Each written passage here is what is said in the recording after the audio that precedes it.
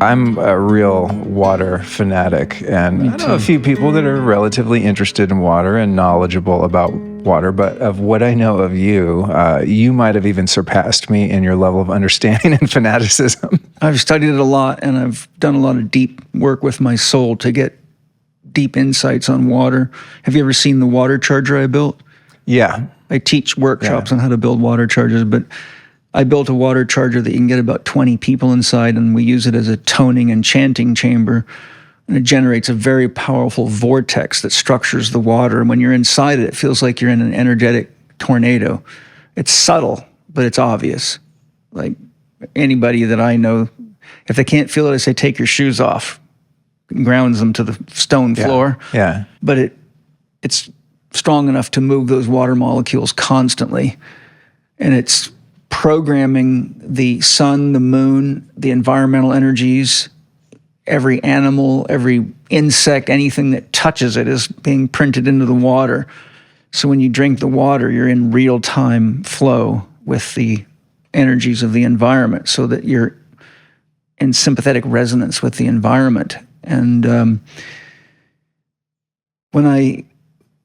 years and years ago, when my soul taught me how to do these things, it was quite a shock because I was just out in the rock garden building sculptures and things. And my soul said, I want to teach you how to build a water charger to charge your water. I said, oh, that's cool. And so I just listened as I normally do. And the next thing you know, I had this massive cone structure that I had to build a door in to get glass water bottles in. And the first thing I did was test all the water. And it was just so radically different when I took it out of there. And at that time, I was buying cases of Evian in glass. So I would test it against the Evian that hadn't been charged, and that was wild. And then I even took tap water, which I would never drink, charge it, and it actually made it so wildly better. If I had to, I could have drank it. Wow. But what was really trippy is I went out one night after work, grabbed the water, tasted it, and for some reason I was thirsty or something, so I pulled the cap off and tasted it out there, and it tasted like dirt. And I'm like, what in the world is going on? I'm looking at the bottle to see if it's cracked, shining a flashlight through it, and I'm like, that's wild. Then another week or so later, I pulled it out, and it tasted like nickel, like metal.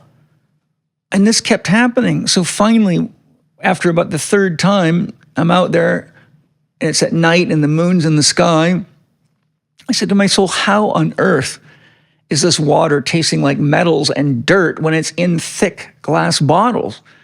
And my soul turned my head and made me look right at the moon.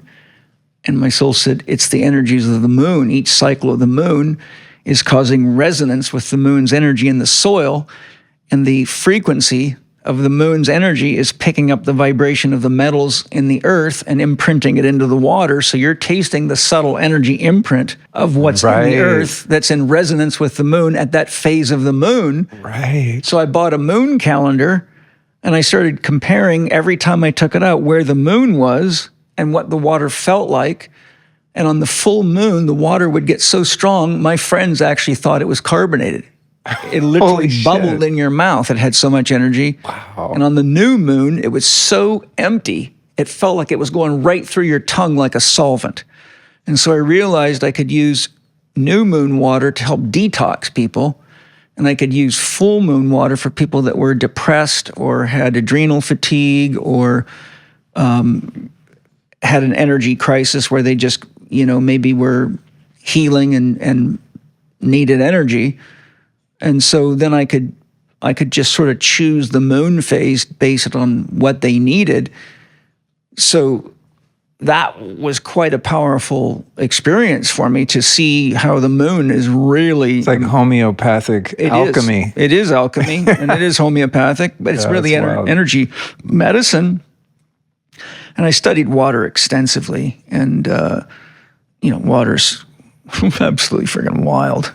I mean, I could go on for hours on water. I don't know how much you want me to say, but I have 3 comprehensive chapters on water in my Spirit Gem book series.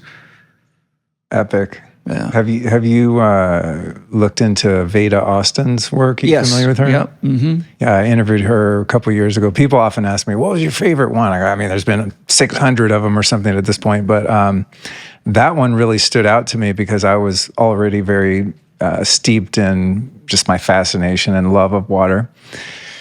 But after that conversation with her, I realized that the way I was viewing water was that it had the capacity to be a conduit for consciousness, It is. right? Yeah.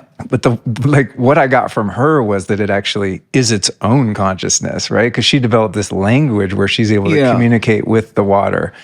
It was a deeper level, no pun intended, a deeper well of understanding that she opened up for me. It's just like almost, you can't even like grasp it with the mind. It's just so wild. My response to your statement there is that water is a living being. So just like you have your own consciousness and the plant behind you does and everything does, water's consciousness is, in my opinion, is as close to God consciousness as you can get, because water is absolutely unconditional.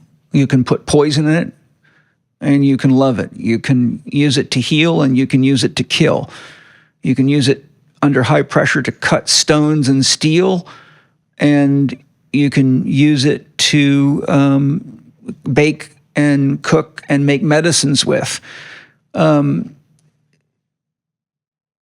Water updates its information. Water's in connection with the 0-point field, and it updates itself every 1/1 trillionth of a second. And water has a frequency range of receptivity of 65 octaves.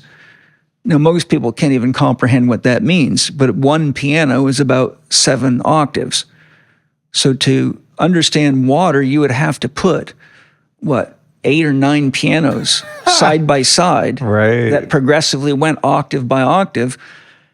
And I was so curious when I was studying water, like, okay, 65 octaves, how big of a number would that represent as a frequency? And a friend of mine who is a genius and an amazing guy who's been on my podcast, somebody you should get on your podcast, Father Sean O'Lear. He's was a Catholic priest for 50 years, and he got kicked out for teaching true spirituality. And my kind of guy, I like him already. He wrote a book called Setting God Free, and it's mind-blowingly good. And he has a degree in mathematics and psychology, and I think physics as well. But I said, Sean, I need you to calculate this for me. And the number he sent back to me was so big, I don't even know if there's a name for it. I don't even know what to tell you. It's bigger than Google. It's like crazy large. If I had to summarize in terms of the frequency range of water? Range. Okay. Like if you actually do the math on 65 octaves, you take an octave, you double it, you keep going up 65 times, the closest word I can give you is it has an almost infinite range of receptivity. And, I've seen tons of research over the years showing it's absolutely receptive to psychic energies, thoughts, feelings, emotions. There's piles of research showing, for example, that Harold Saxon Burr did research, which was mind-blowing. I think he did it in late 40s, early 50s, where he took mason jars of water. First, he got seedlings of the same genus, made 2 groups of seedlings. He then had his students interact with mason jars, just hold it or put it on the tables where they were studying. And then he went to psych wards and he took mason jars of exactly the same water and just let the psychologically damaged people interact with it. Then he watered the seedlings with the water from his students, and he watered another batch from the psych ward people. And when you see the pictures of the plants that were watered by the water from the psych ward, they grew away from the sun, they grew down, their bodies were gnarled and crooked like sick beings. Whoa. And you could totally and utterly see the psychic effect. Now, it's the same water, and the plants watered by the water from the students just grew normally. And there's lots of different stuff out there that I've come across. That's crazy. And I talk to water all the time. So, I get at my cold plunge and I pray to it. Water talks to you just like that. water also is an analog of the ether, A-E-T-H-E-R, which is the first step down from spirit. So if you take vibration, so if you use the alchemical model of earth, water, fire, air, plasma, ether, spirit, then you'd go to zero, which would be God or unconditional love. So water is in an analog relationship with ether, and this is why almost all creation myths talk about water being the beginning of everything. But then if you take a high-quality crystal, it is another analog of water. I have a Vogel cut crystal, healing crystal that's exotic, very expensive, super. You know who Marcel Vogel was? No. He's a genius that developed a lot of technologies for IBM. And he actually developed, he was able to take crystal and he cut it and chose the right crystal, but he developed what looked like a laptop. Imagine a laptop closed, but it was made of crystal. And he could put his hands on it, and whatever thoughts were in his mind would appear on it like a television screen. What? Yeah. And now crystal has water in it. Right. Crystal holds water in it. That's why if you, first of all, that's why stones like to be buried in the earth, because if the stone dries out, it loses its life force, and stones are living things, especially crystals, they grow. So the point I'm making is I let friends of mine, I don't just let anybody handle this thing because it's very expensive, and if someone drops it, and I've had cleaning ladies and people drop very expensive stones, so they hear the paratrooper start talking. If you get too close to that stone, it's like, don't touch that stone. But like when you come to my house, I will let you hold this stone, and it feels like water frozen in time. It's wild. So water is an analog, and ether is just like you have stem cells that can turn into hair, eyes, teeth, ears, brain, anything. The ether is the stem cell for the creative matrix of what I call the hollow moon, what David Bohm called the hollow moon, what I call spirit gem.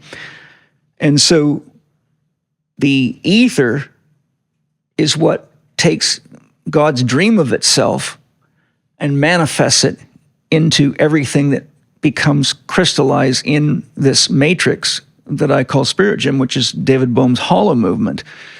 And there's, a lot of technical details about it happens, but basically if you take God consciousness, God's dream, put it into the ether, it then drops down to plasma, and it keeps going down progressively, and the Kabbalah, Tree of Life, shows you the same thing. If you understand what it's showing you how consciousness crystallizes into form.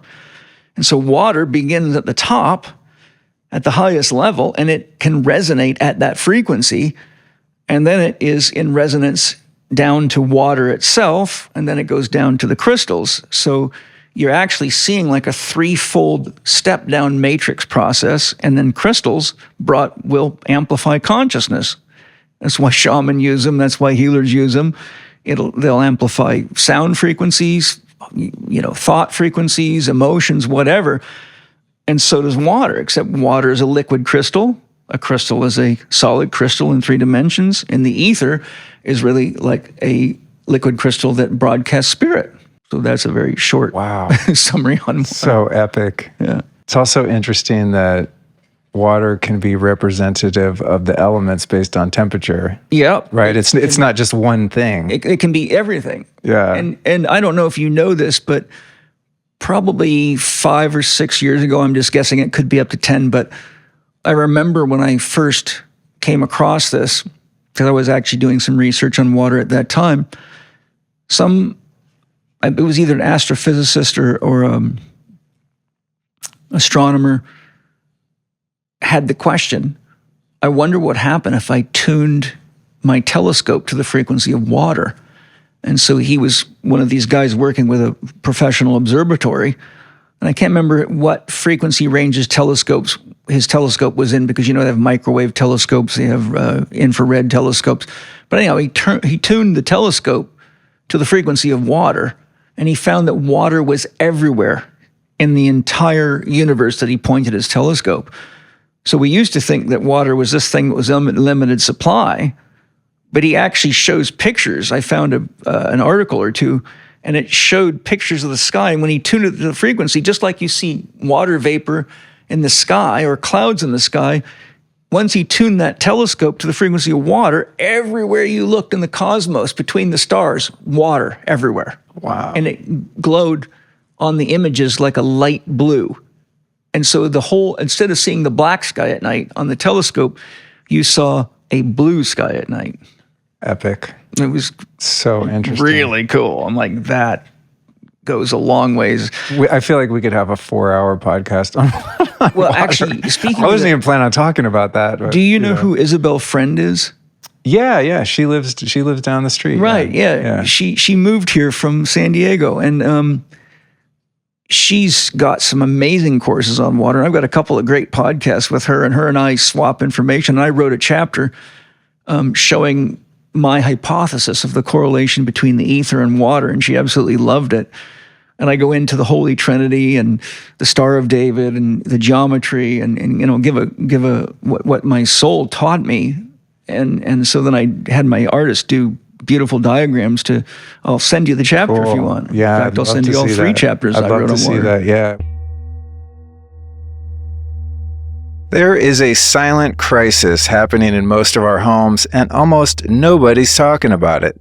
You see, modern houses are effectively airtight, so they actually trap harmful contaminants from cooking fumes, pet dander, and personal care products and bacteria to mold and VOCs inside, precisely where we don't want them. And respiratory issues caused by indoor pollutants not only disrupt sleep, energy, and focus, with chronic exposure, they're even linked to cardiovascular disease and cancer. Womp womp.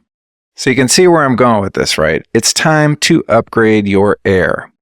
Well, Jasper captures 99.97% of dust, allergens, and pet dander, and can remove 99.9% of mold spores in just 24 hours, and it's affordable and whisper quiet. And that, my friends, is why we've got 3 of these bad boys in our house. There's one here in my office, another in the living room, and a third in our bedroom. So this holiday season, treat yourself and your loved ones to the gift of pristine air. And if you act now, you can take advantage of special holiday pricing. So visit jasper.co/Luke and use the code Luke for $400 off your Jasper. That's JASPR.co/Luke. Oh, and let's not forget about the design. Jasper's sleek look makes it possible to have filtered air without sacrificing aesthetics. After all, you don't want your house to look like a hospital. So check it out at jaspr.co/Luke. And don't forget that code Luke to save your $400. One last thing I want to touch on water that is, it's just infinitely fascinating to both of us, obviously, but there's so many resources that humans need to live and to thrive. We use oil. You have all these different forms of energy, and obviously we need water. And it's been a fun discovery for me to see that most, if not all, of the scarcity around things like water, for example, has been totally manufactured. So when I discovered primary water, yes, it opened up this whole world to me. And what I basically understand from that, and what my intuition tells me, being a longtime spring water hunter and collector, is that the earth actually manufactures water. It does. And I don't think that particular issue, I'm heavy into all the theories, as you can imagine. I study all this stuff. So, there is a lot of control over people's minds on a lot of things. But I honestly think that the issue with water is not that people are trying to deceive us or conceal things. I think it's just ignorance. I've studied a lot of science on water, and the most common thing scientists say to people like Isabel Friend and Veda Austin, it's just H2O, it's nothing else. Like, they don't really have enough depth of perception to even look into the mysterious nature of water. So when you're talking about the kinds of things we're talking about here, I honestly think that the scientific materialists aren't deep enough to even know what's really going on. Yeah. They're not even smart enough to deceive us about it. Yes, that's exactly what I'm trying to say. I mean, I think I've had that realization though so many times. I was talking about it on a show a couple days ago, being in Colorado, 10,000 feet up the top of a granite mountain and watching the spring forth, just the most pure, beautiful, living, breathing water, and it's been doing so without interruption of all of recorded history. We can go back a few hundred years that humans have been around that area. It's a known spring. Yeah. And I always just thought there's just no way that the hydrological cycle is completely, I'm sure it plays a role, but it's not completely responsible for the fact that this water is coming up the way it does. Well, look at an artesian well. I've studied all of Victor Schauberger's work. I mean, there's few people that ever lived that knew more about water than Schauberger. But he made me think of an experience I had. A buddy of mine in Canada, who's one of my best friends, a friend of his is a shaman, a geomancer, and an expert at gems and minerals. And he owns this huge property about 3.5 hours out of Toronto. And on his property is a cave.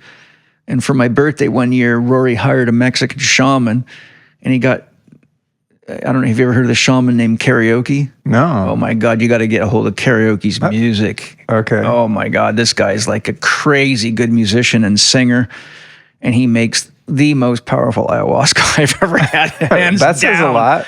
I mean, I've been making my own ayahuasca for a long time, and his ayahuasca is like from God. And so we went into my buddy Al's cave, and we did special medicines with ayahuasca all night, and the cave was sweating all night long. You're in this cave and it's just raining, like a beautiful, not raining, but like drip, drip, drip, drip. It's just wet inside, and so it was amazing to, we were doing DMT actually with the ayahuasca, which is not for lightweights. Wow. But I mean, this ayahuasca is enough to take you to God. 1 ounce of it will cure you. But right. I'm shall we say, ex-paratrooper type, so I can handle these things. But we're like 6 rounds in and 6 bags of DMT in, and we're in this cave. But the trippiest thing was the combination of the water and the stones. It was completely unlike doing these medicines on the surface of the earth. I could travel the bloody universe, go anywhere my mind could conceive of, and my body was cradled. There was never any anxiety. Oftentimes, if you get far enough out of your body starts to get nervous. Because if the soul lets go of the body, it'll die. Yeah. But the cave just held your body like a mother holding a baby to her breast. And it was the craziest thing. I've never had an experience like that. If I tried to do that much medicine anywhere else, I would have probably died doing it. But this just let you literally go in your light body and skywalk, man, just travel the stars. And your body, you're looking down at your body, it's laying there just very relaxed and breathing, and it was the craziest thing. And his cave was full of shungite. Oh, wow. Which is a mineral that protects you against EMF. We put shungite around our beehives. It's amazing when the bees come home from foraging the flowers, they will actually rub themselves and dance on the shungite to purge the electromagnetic pollution off of themselves. So I'm in this cave with tons and tons and tons of shungite in it. The whole floor is shungite. And it's sweating water. And I'm like, wow, when you feel the combination of Mother Nature's alchemy with water and stone, and you get yourself into a high enough vibrational state, like you do with those medicines, you realize that stone and water does something very powerful to the human body and mind. It anchors you. Yeah. You can see why so many mystics meditate in caves. I mean, that's the folklore of the ages, right? Yeah. I mean, yogis meditate in caves for years at a time.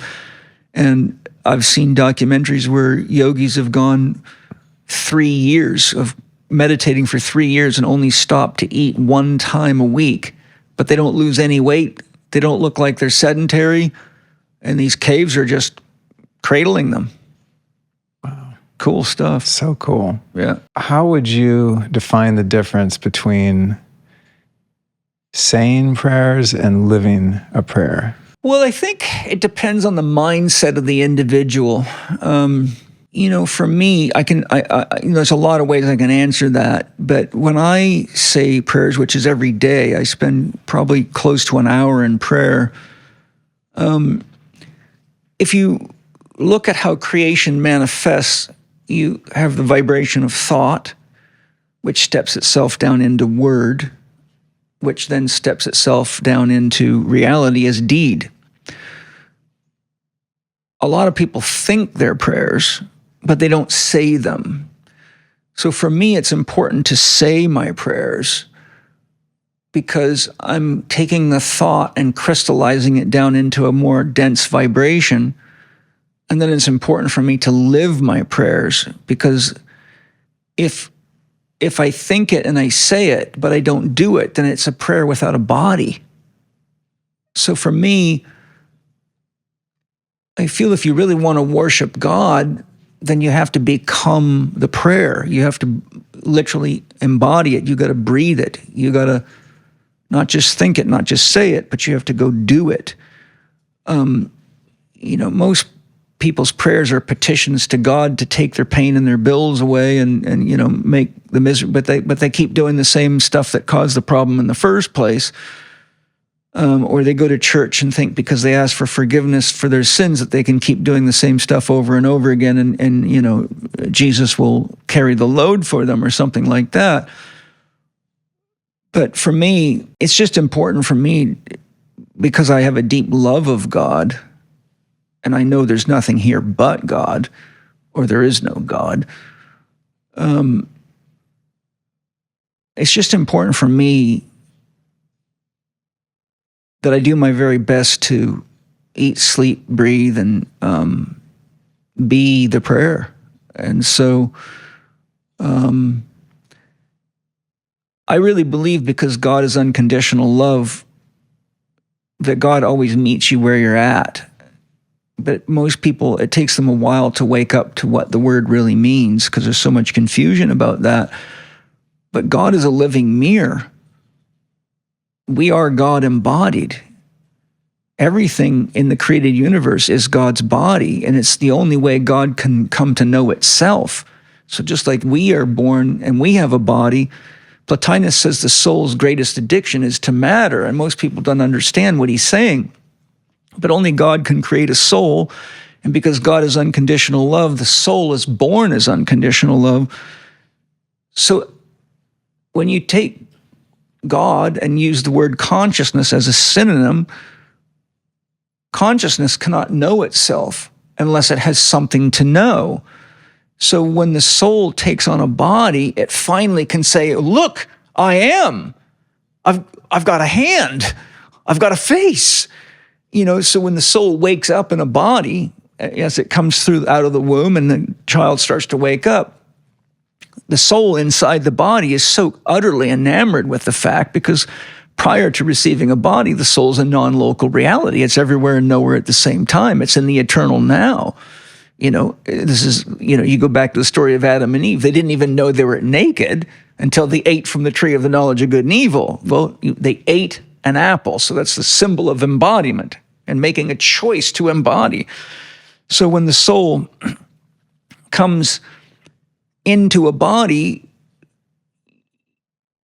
when souls have not had that many lifetimes, they're so identified with their material self that they actually forget that what's animating the body and what's having the experience of being in the body is God. So materialism is really the symptom of souls that have not evolved very far, not realizing that what they are is something far more magical and mysterious than the material form that they're addicted to. And alchemy is really the spiritual practice of becoming awake to the fact that your spirit is embodied and your soul is what's having the experience of being a divine expression, that each of us is a novel expression of the divine. So as a soul goes through enough lifetimes and starts to realize that it cannot fulfill itself in a material existence. This is why you see many rich people and famous musicians and singers and movie stars often have everything in the world. They've had all the sex, they've had all the drugs, they've had more money than they can spend, but they're depressed and often commit suicide because they keep looking for something to fill their soul in the material world. But ultimately, because the soul is unconditional love, the only thing that can ultimately satiate a soul is unconditional love, which is God. So the alchemists realized this a long, long time ago. And so alchemy really grew from chemistry. And the way that this happened, by the way, is the alchemists all of a sudden noticed that if they were, for example, in a bad mood, that would affect their chemical outcomes, that would watch the chemistry change. If they were in a good mood, it would change the chemistry. And they were often doing these experiments over and over again. So they begin to see that somehow their chemical formulas were mirroring their psyche back at them. And so that led them over the span of hundreds and hundreds of years to come to the realization that their psyche is imprinting itself into matter, and that matter is mirroring the psyche back at them, which is exactly what water does. Right? It's exactly. They were like the early quantum physicists. They were the early quantum physicists. Yeah, that's wild. In fact, Plotinus, the Greek metaphysician and philosopher Plotinus, who lived about 2,370 something years ago, is probably the most quoted philosopher by quantum physicists all over the world.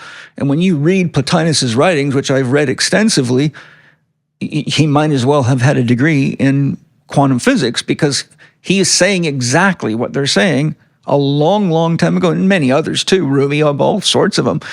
But the point that I'm driving at here is that once we start to wake up, and what happens is the soul allows the pain teacher to show up in your life when you're not growing.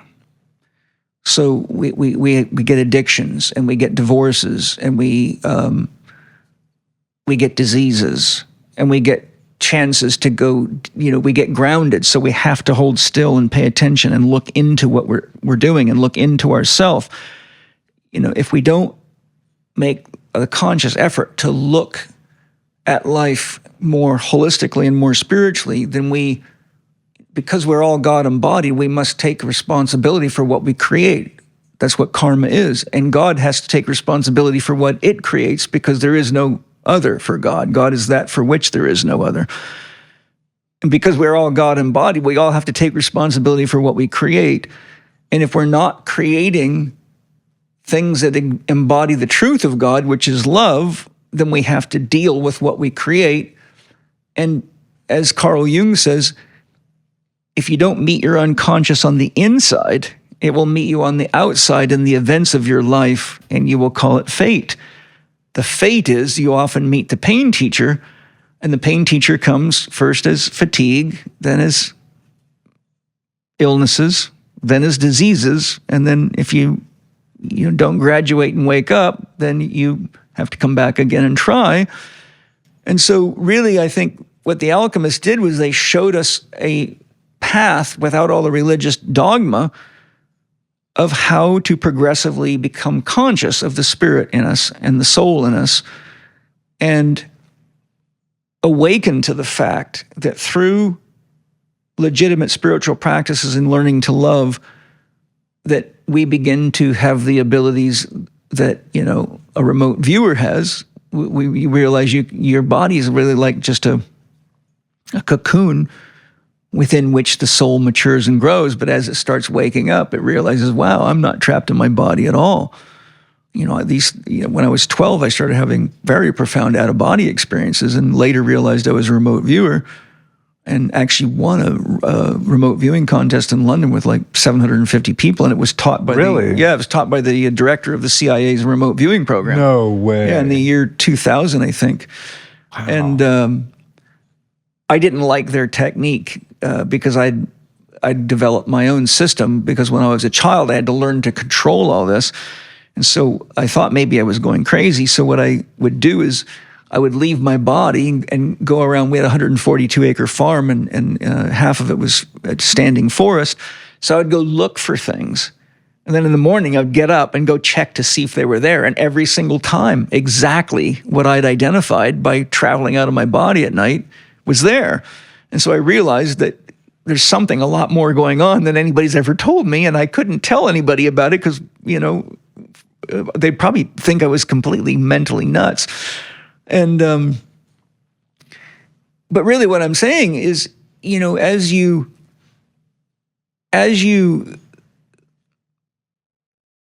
break the hold of belief systems and start really exploring with the honest intent to live and love more fully, then the veils start coming off, and you start realizing more things. And and sometimes Great Spirit puts little helpers in the path, like maybe 5 grams of mushrooms to just accelerate the experience a little bit, or the right person at the right time, or somebody who has a cave, or like my mother joined the Self-Realization Fellowship when I was 12 years old, which is Yogananda's teachings, and I learned from very, very evolved and enlightened monks how to meditate and how to deal with my emotions. And I went to summer camp with the monks when I was 15, and that took me to another level, and that kind of grounded me so I could handle the stress of my life and being a pioneer and dealing with all the criticism I had to deal with.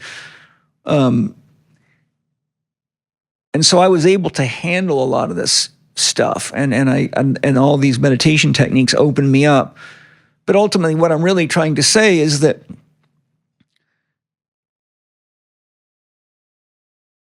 every thought and every word and every deed is a prayer. And because every thought, word, and deed is an act of resonance, you're always resonating with God at exactly the frequency that you're at. And because God is all frequencies from 0 negative to 0 positive, which would be infinite, the world is forming itself around us as a living hologram for what our dominant thoughts, feelings, and emotions are, whether they're unconscious or conscious. And that's why spiritual practice is so important, because the unconscious mind is vast, it's infinite. Your personal unconscious is very powerful. And to the degree that your programming is unconscious, then you always think somebody else is doing shit to you, right? Yeah. And that's what the pain teacher does. The pain teacher shows up as a divorce, or as a loss of a job, or as a car crash, or as an illness. And, Rumi says the function of a broken heart is to let the love pour out of you. And I think, having been a therapist for countless people for over 40 years now, and worked with every terrible situation you can imagine, and seen what happens when people are taught how to take advantage of a crisis and turn it into an opportunity for real opening,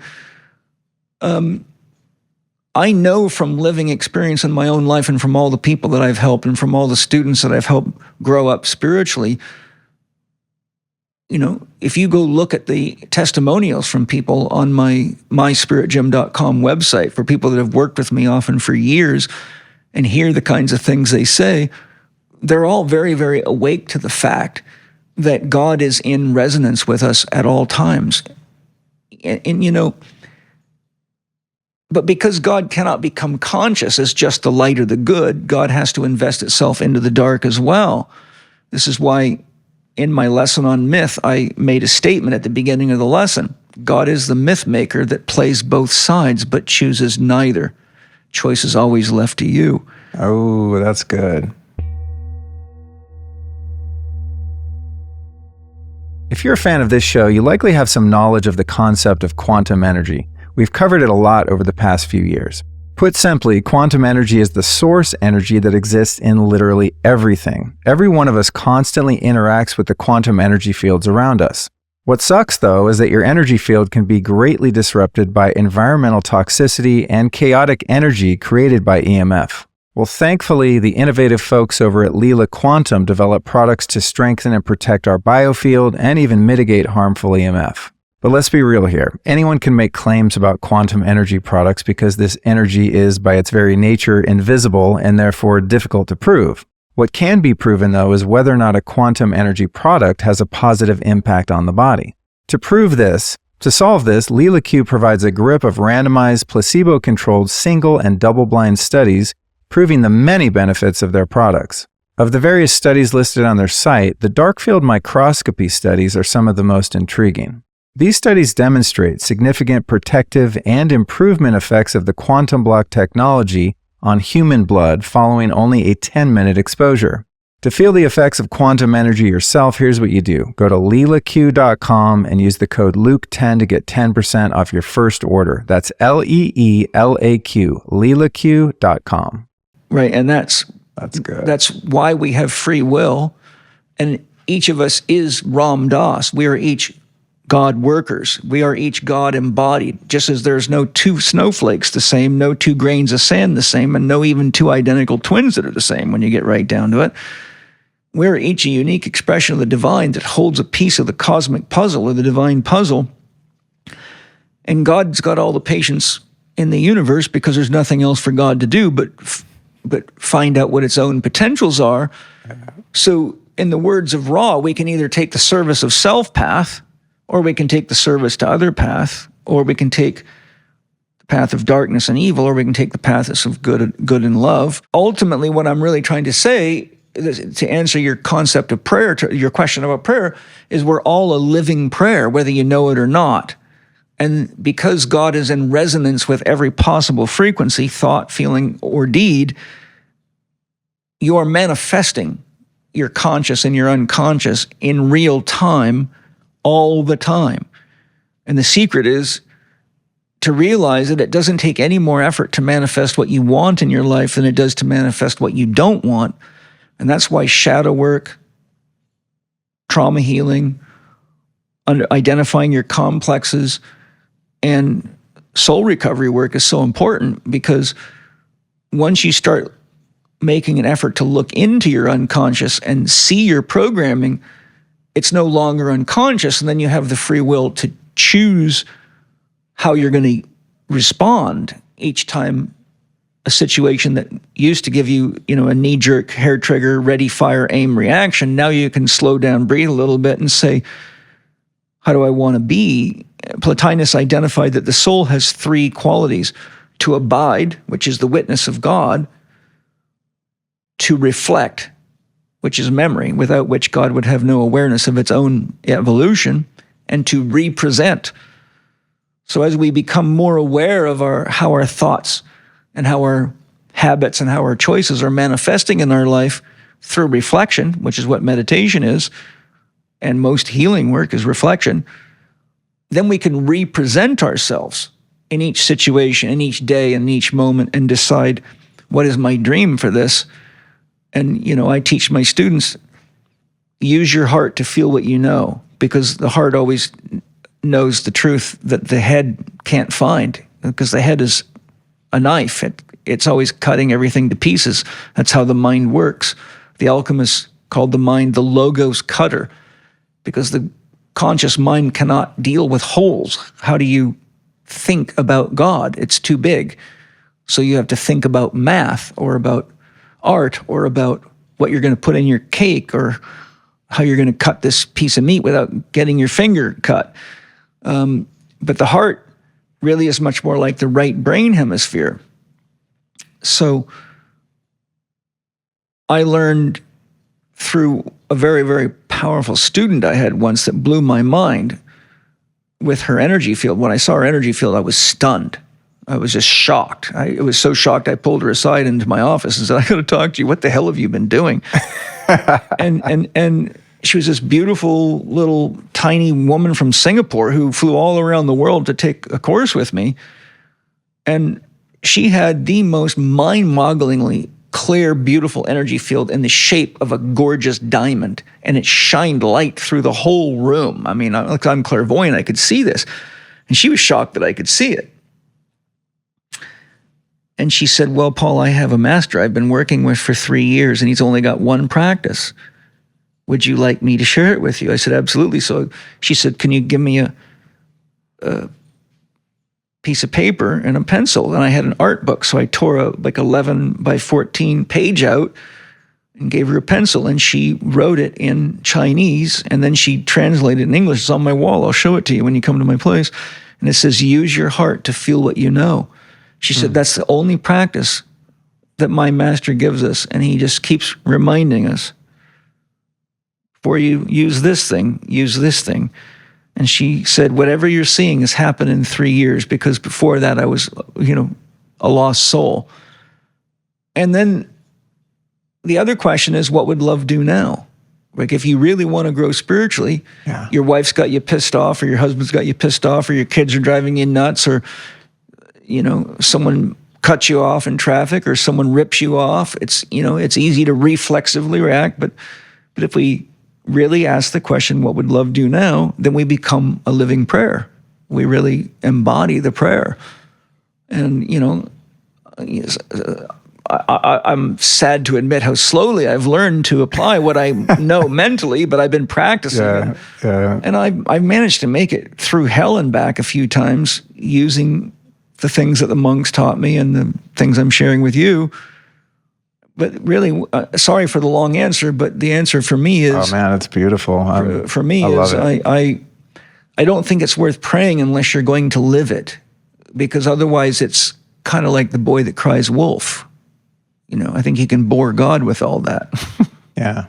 I mean, the same could be said for reading all of history's wisdom in books and never actually applying it into your life. That's how we got to where we're at right now. You end up with a real full head and you're still the same person. Yeah. I mean, that's exactly why the world's in the state it's in right now. Yeah. I mean, how many people on the planet know that we've been warring forever? That we've been lying forever? All you got to do is read the Bible. It's like a record of how badly people can treat each other. And I'm like, okay, well, now that you know what happens when you do that, when are we going to actually try something different? But this goes back to the fact that I think personally, my feeling is, having done a lot of deep healing work with people and devoting my life to really researching these things, not only through intellectual pursuits, but through my inner research, I've come to the conclusion the world is really about a third grade schoolyard for souls. And there's myriads of Earths out there or comparable places. But, one day my soul said to me, if you walked into a third grade classroom, would you get upset because kids were throwing spitballs at each other and fighting over the hopscotch box? Well, of course you wouldn't. You're in third grade. And that's why the world's like it is. We've got a bunch of third graders that look like adults fighting over the hopscotch box and throwing shit at each other and pulling each other's hair out and blaming everybody else for everything. And that's what the world is. She devotes herself to our childhood. I love that perspective. One of the teachings that has helped me reconcile the nature of this realm and just the extreme polarity of this duality was something David Hawkins used to talk about. I'm sure you're familiar with. Yeah, I've read his books. So Power versus Force. Yeah, so he would talk about, I used to go to his lectures and stuff. He's just one of my favorite messengers ever. But people would ask him questions about, well, I feel like I need to change the world and get involved in activism and, like we've got to change the world, right? Mm-hmm. And he would just kind of laugh and say, listen, man, God created this world exactly how it is. It doesn't need to be changed. It's perfect in all of its horrors. And the third grade example you gave, if the purpose of this world is the soul's evolution. Yes. Like you need the contrast, Yes. otherwise there's nowhere to work from to get to, Yes. right? If we were all graduates, then we wouldn't need to be here. We would just be in some other, I mean, I'm kind of ad-libbing now, but my interpretation of that's helped me find some reconciliation with the human experience and how fucking hard it can be for me and everyone in their own way, is that if there wasn't a purpose to the suffering that we can potentially experience here, then we would just be floating off in some etheric realm as a disembodied element of consciousness or wherever we go from here, right? You'd be a bliss bunny. Right. You'd be Adam and Eve again. Right. That's exactly what the story really means. Right. You know, interestingly, somebody once was in a lecture with Paramahansa Yogananda, and the guy stood up and interrupted and was very upset with what he was saying. And he said to Yogananda, and I'm paraphrasing because it's been years since I read this, and the monks told me about this too. And the man said, you know, how can you say that God is love with all the abuse and the wars and the death? And, you know, he just went on a real rant for Yogananda. And Yogananda just waited till he had outgassed, and he very calmly and politely asked him, he said, "Sir, do you like movies?" And the man said, yes. He says, "Do you like a little shoot 'em up now and then?" The man said, yes. He said, "How about plot twists?" Yes. "Do you like some steamy sex now and then?" The man said, yes. And Yogananda said, "So does God." Oh, man. That's beautiful. And Jung says something that parallels that, and so do many others, by the way. I've got loads of great books by very deep people. But Jung said something that's saying the same thing but a different way. Jung says when the Christian Christ created Jesus Christ, he cast a light so bright they had to create Satan to counterbalance him. And that's a profound truth. The bigger you make a positive, the more you have to make a negative, or you create something that's not real. And one of because in Spirit Gym I symbolize God as zero, because zero symbolically is the only thing that's no thing and everything at the same time. And one of the points I make to people I learned from studying Stephen Hawking, and he said something that really stuck with me because it helped me substantiate, what I call my God model. Because Stephen Hawking, Paul Dirac, and several others have actually calculated that if you do the mass of the universe in calculations, such as Paul Dirac did protons versus antiprotons, and the equation always comes out to zero. Stephen Hawking said, look, somehow, miraculously, the total mass of the universe is zero when you do like gravity or anti-gravity, but there's lots of ways they do this, which is quite a mystery. Now, as a side note, Stephen Hawking said, see, there is no need for God. There's nothing, it all equates to nothing. I'm listening to this because I saw him do this on a television announcement. I'm like, oh my God, you've just identified what God is and you don't even realize it. You're so smart, you're blind. And so, but what Stephen Hawking said, he said, let me give you an example of how the universe works. He said, look, if I hand you a shovel and you dig a 3-foot hole, what's right beside you? A 3-foot pile. He said, so everything in creation that we call the universe is borrowed from zero, and ultimately it all has to go back to zero. And this is why everything changes in time. This is why Buddha said the only universal law is impermanence. You put a steel fence post in your backyard, come back in a couple hundred years, and you'll be lucky if you find any dust there. It'll go away. It'll erode. So, if you study the Hindu religion, you look at the yugas, the cycles. You got the Gold Age, Bronze Age, you got the Kali Yuga, etc. They also show that. And if you understand what the word Om means, A-U-M _ I awaken. Springtime. Ooh, I'm dreaming. Summertime. I'm falling asleep. Fall _ winter, end of cycle. And everything in the created universe follows that cycle. Right from a subatomic particle to the very breath you breathe, to a year, to your life, to childhood, adulthood, elderly, and death. And I've got whole sections on that in the Spirit Gym training to show people, you need to understand Om is a master cycle. And in Hinduism, they teach you that universes come into being, they age and go out of being. And there's a cycle of Brahma or a cycle of Vishnu. There's different ways of expressing it.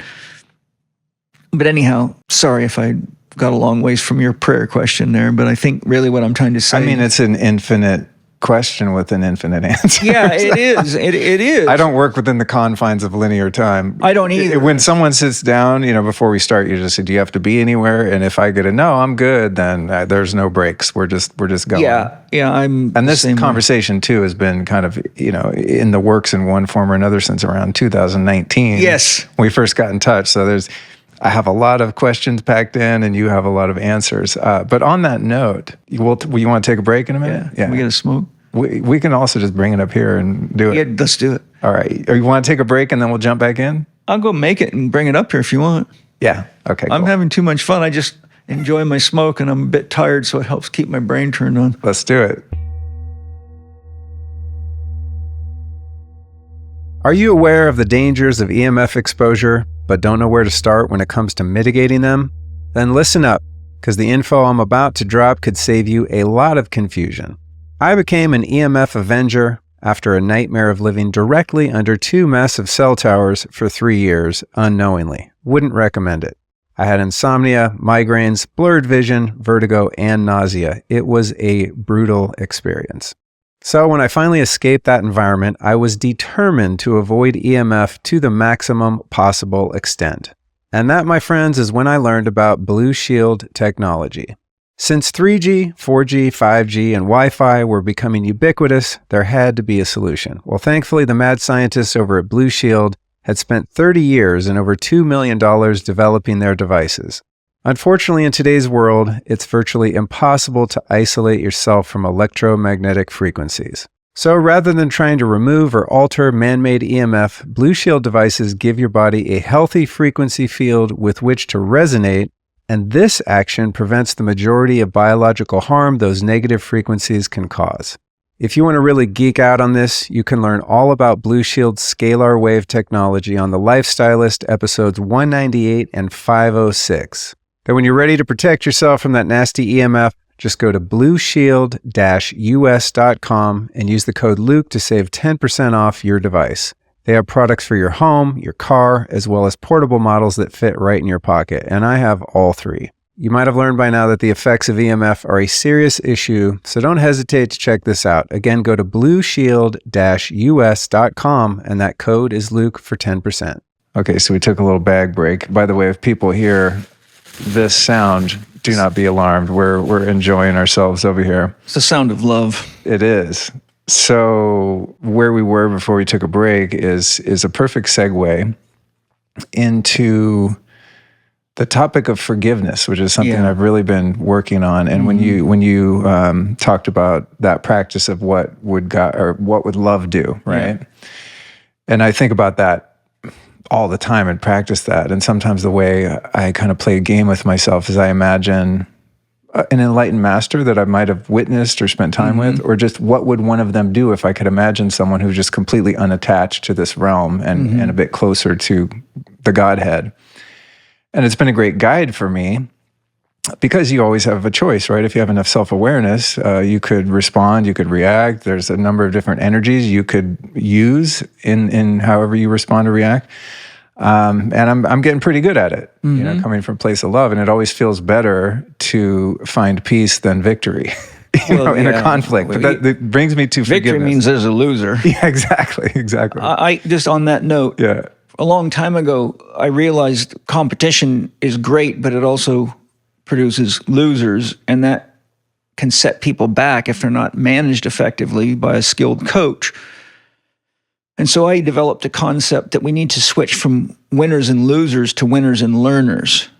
So like when I was a competitive fighter, the first guy that I wanted to hug is anyone that could beat me, because I know how hard I train and how seriously I took my competitive drive and commitment to the sport. So if someone could beat me, I knew that was who was my next teacher. They were showing me where I had holes in my game or weak spots. And so and same with triathlon, same with motocross, same with stock car racing, all these things that I got involved in, I realized my biggest competition is not the other guy, it's myself. I'm always trying to better my last performance, and they're giving me a chance to inspire me to do it. So I've always told my students, try to think of winners and learners and get rid of the concept of losers, because being a loser a person can actually believe that, and it's a form of trauma. But if we realize that we're learning, then it inspires you to grow. Beautiful. Beautiful. Thank you for that. So on the topic of forgiveness, I'll see if I can kind of make this as concise as possible. I had a general understanding, somewhat experiential, definitely intellectual, of a model of consciousness that is God expressing itself infinitely. And as you said, in order for it to exist, there has to be something else. So it has to kind of, create this web of extremity that we call this duality, right? So I kind of, toying with this model and understanding it. In 2020, when the darkness we were talking about a moment ago started to really emerge in terms of, just these institutions and people working in the shadows, it was a bit alarming to me, even though I was already aware of some of that. Me too. But I went and had my first 5-MeO DMT experience during that period of time, and in a very experiential way, in a beautiful way, I got to experience as close as I ever have to the totality of consciousness itself. Yes. And that's where I really got, it's almost ineffable, but I'm sure you understand Of course. the cosmic joke of my limited perspective and how I judge things as good or bad, light, dark, evil, etc. And what I saw in that experience was that I saw the beauty in God wanting to express itself, and how much perfection was in its expression in the people that I perceived to be evil at the time, which would have been, a Bill Gates, a Fauci. I mean, you could go on and on, right? Yeah. And I found this forgiveness and compassion for those beings because I was truly able to see them as just perfect actors in this drama of God's expression. And I found a lot of peace in that, and have since. It's been really helpful for me to kind of just reconcile the way the world is as this third grade kind of purgatorial realm. However, and this is where I want to get to forgiveness, I interviewed a woman a few weeks ago named Annika Lucas, who was a longtime childhood victim of like satanic ritual abuse. I mean, just unfathomable darkness. Yeah. And her expression of forgiveness and her depth of forgiveness was just staggering to me. And I experienced, I would say, comparatively more minor forms of similar types of abuse. And throughout my life, of course, these are things in kind of my shadow that I've really had to work on, core wounds and whatnot. And I found it relatively easy to forgive the people behind those things, because I've seen that they, it's like forgive them for they don't know what they do. They fell prey to the temptation of evil through their own naivete, stupidity, right, blind spots, lack of guidance, whatever it was. So it's like, that's pretty easy for me. I can almost forgive any human being for anything. But when I started to realize that, consciousness or God expressing itself as these extremes of unconditional pure love and just abject darkness and evil, which affected me as a little boy, I find as I work toward that forgiveness, there's like a hierarchy of, well, who and what is actually responsible? And I've struggled a bit with being able to forgive God for creating this extreme duality of which I was an innocent victim. I mean, leaving any karmic implications aside, because I don't know what happened before this lifetime, but in this lifetime, I didn't have it coming. I didn't put myself in a position to be harmed. Yeah. I was just harmed, right? Mm-hmm. And so I'm really working on, and I'm just being very, vulnerable and real here, because you're here, and this is what I'd be asking you if there were no microphones on, Well, this is what I do with my patients and clients all day long. So I'm kind of hit, if you get where I'm going with this, I've hit the ceiling of my capacity for forgiveness, because where it's led me is God itself. Yeah. Whereas forgiving the actors is like low-hanging fruit and relatively easy for me to do. Yeah. Well, that's a really common reason that people become atheists, by the way. That's the most common reason. Research on atheists, interestingly, shows that one of the most common themes amongst atheists is that they had very painful, problematic relationships with their father. And we have a patriarchal vision of God in the Christian culture. So we have been programmed to perceive God as this man in the sky that's, watching every time you masturbate and keeping score and will burn you in hell for this or that. And so it leads people to literally hating God.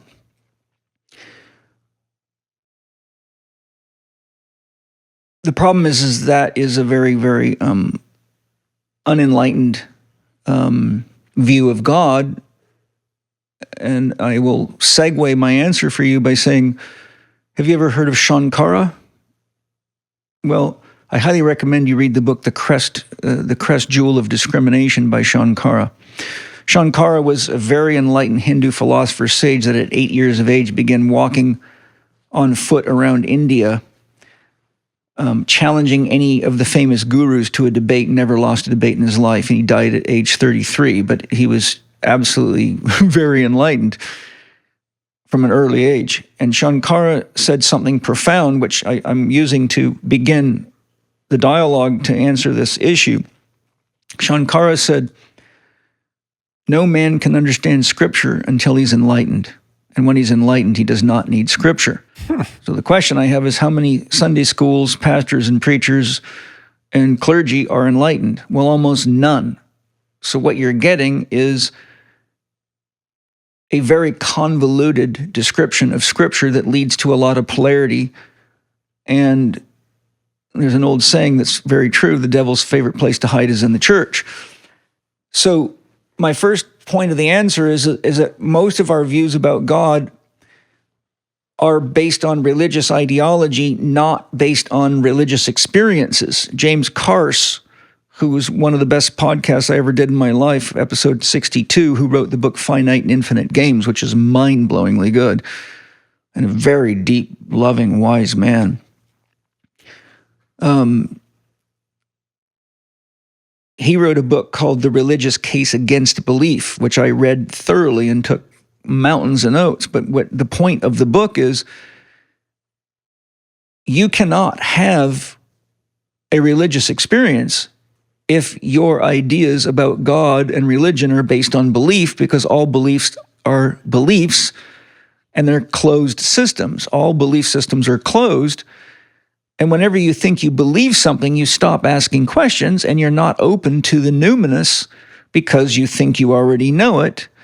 And a great highlight for this, if you look at the book Streams of Wisdom by Dustin DePerna, which shows how consciousness has evolved over thousands of years, and look at structure stages of consciousness, which there's many models for, he makes the point, no Christian ever sees the Buddha in an enlightenment experience. What he's saying is that you will only see what your programming contains because God is unconditional. Therefore, there's nothing to see and to objectify. You cannot objectify God. It's impossible to do because God is not a thing. So most people, 85% of the world population claims religious affiliation, and the rest of them are agnostics and atheists. So what that means is 85% of the people, 85 out of every 100 people walking around, has been programmed largely from childhood to have beliefs about God, which they actually not only believe, but will defend often to the death, which is why religious differences is the number one cause of war throughout the history of human existence. In Spirit Gem, and what I teach, and I've explored this very deeply through my whole life of spiritual development. And that is that we have this idea that God is out there and outside of creation, and that God is somehow a deity that's doing things to us. But by definition, God is that for which there is no other.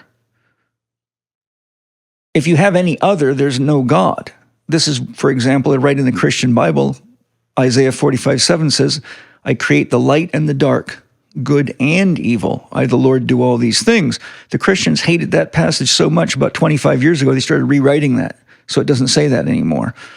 But that's probably the most true piece of the Bible there is. So what we have to understand is that God, as the source of all that is, and God is the only being that can create and sustain itself, is utterly alone. I've experienced the aloneness of God, and it left me crying for hours and hours in the deepest, most saddest state I've probably ever been, second only to my brother's suicide.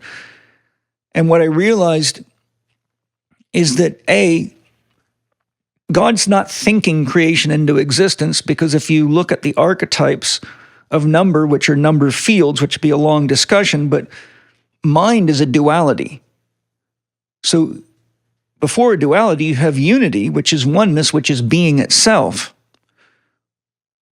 So if you go behind one, the principle of the one, you get to zero, which is unconditional love, which is non-being. If you study Taoism, you'll see that the model that the Taoists show you above the Tai Chi symbol is a dotted circle that's empty. That's non-being. They call it Wu Chi. Wu means not, Chi means life. So being is life itself, but above it is not life or no thing. Arthur M. Young, who wrote many excellent books, he's the inventor of the Bell helicopter and took his money and started a school for studying consciousness, has his own model in the reflexive universe. But he says something very important. He says you have to understand that non-being is significant because it is aware of being. Non-being is significant because it is aware of being. Being is existence itself. Everything that you're talking about happens in the field of existence. I went deep into meditation, asked my soul to connect me to God consciousness, and asked, why all the evil in the world? With all the intelligence that you have as God and all the ability you have as God, why do we have to go through all this pain?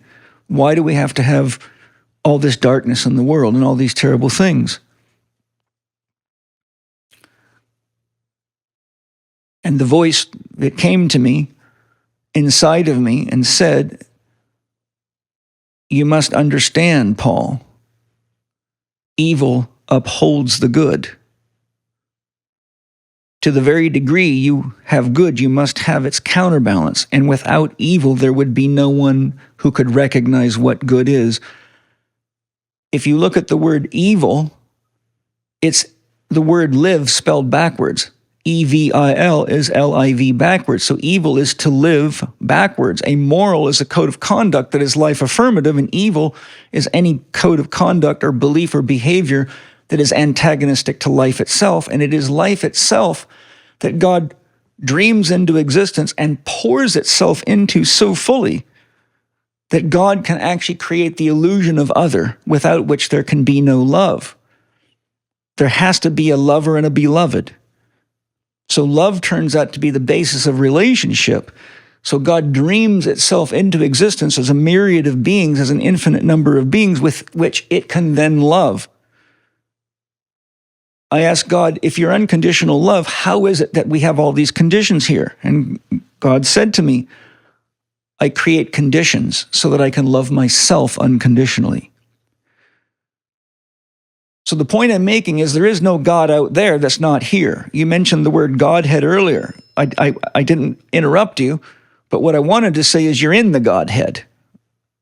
If you think of an artesian well or a hot spring bubbling up, that would be the Godhead, and what's bubbling out of it is what we call existence or the universe, what I call spirit gem.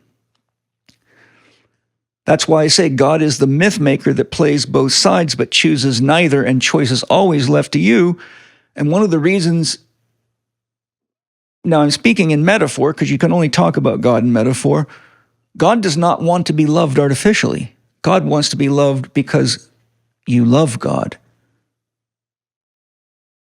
If I gave you a blow-up doll, would you really fall in love with it? If I gave you a robot that has a wet vagina and says, come fuck me, would you really be excited about that? Would you feel that loved? I doubt it.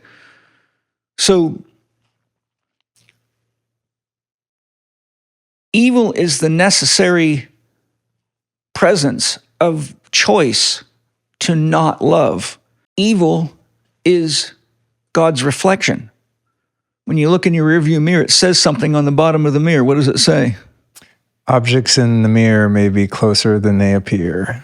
Right. And then if you look in the mirror, what happens to your right and left?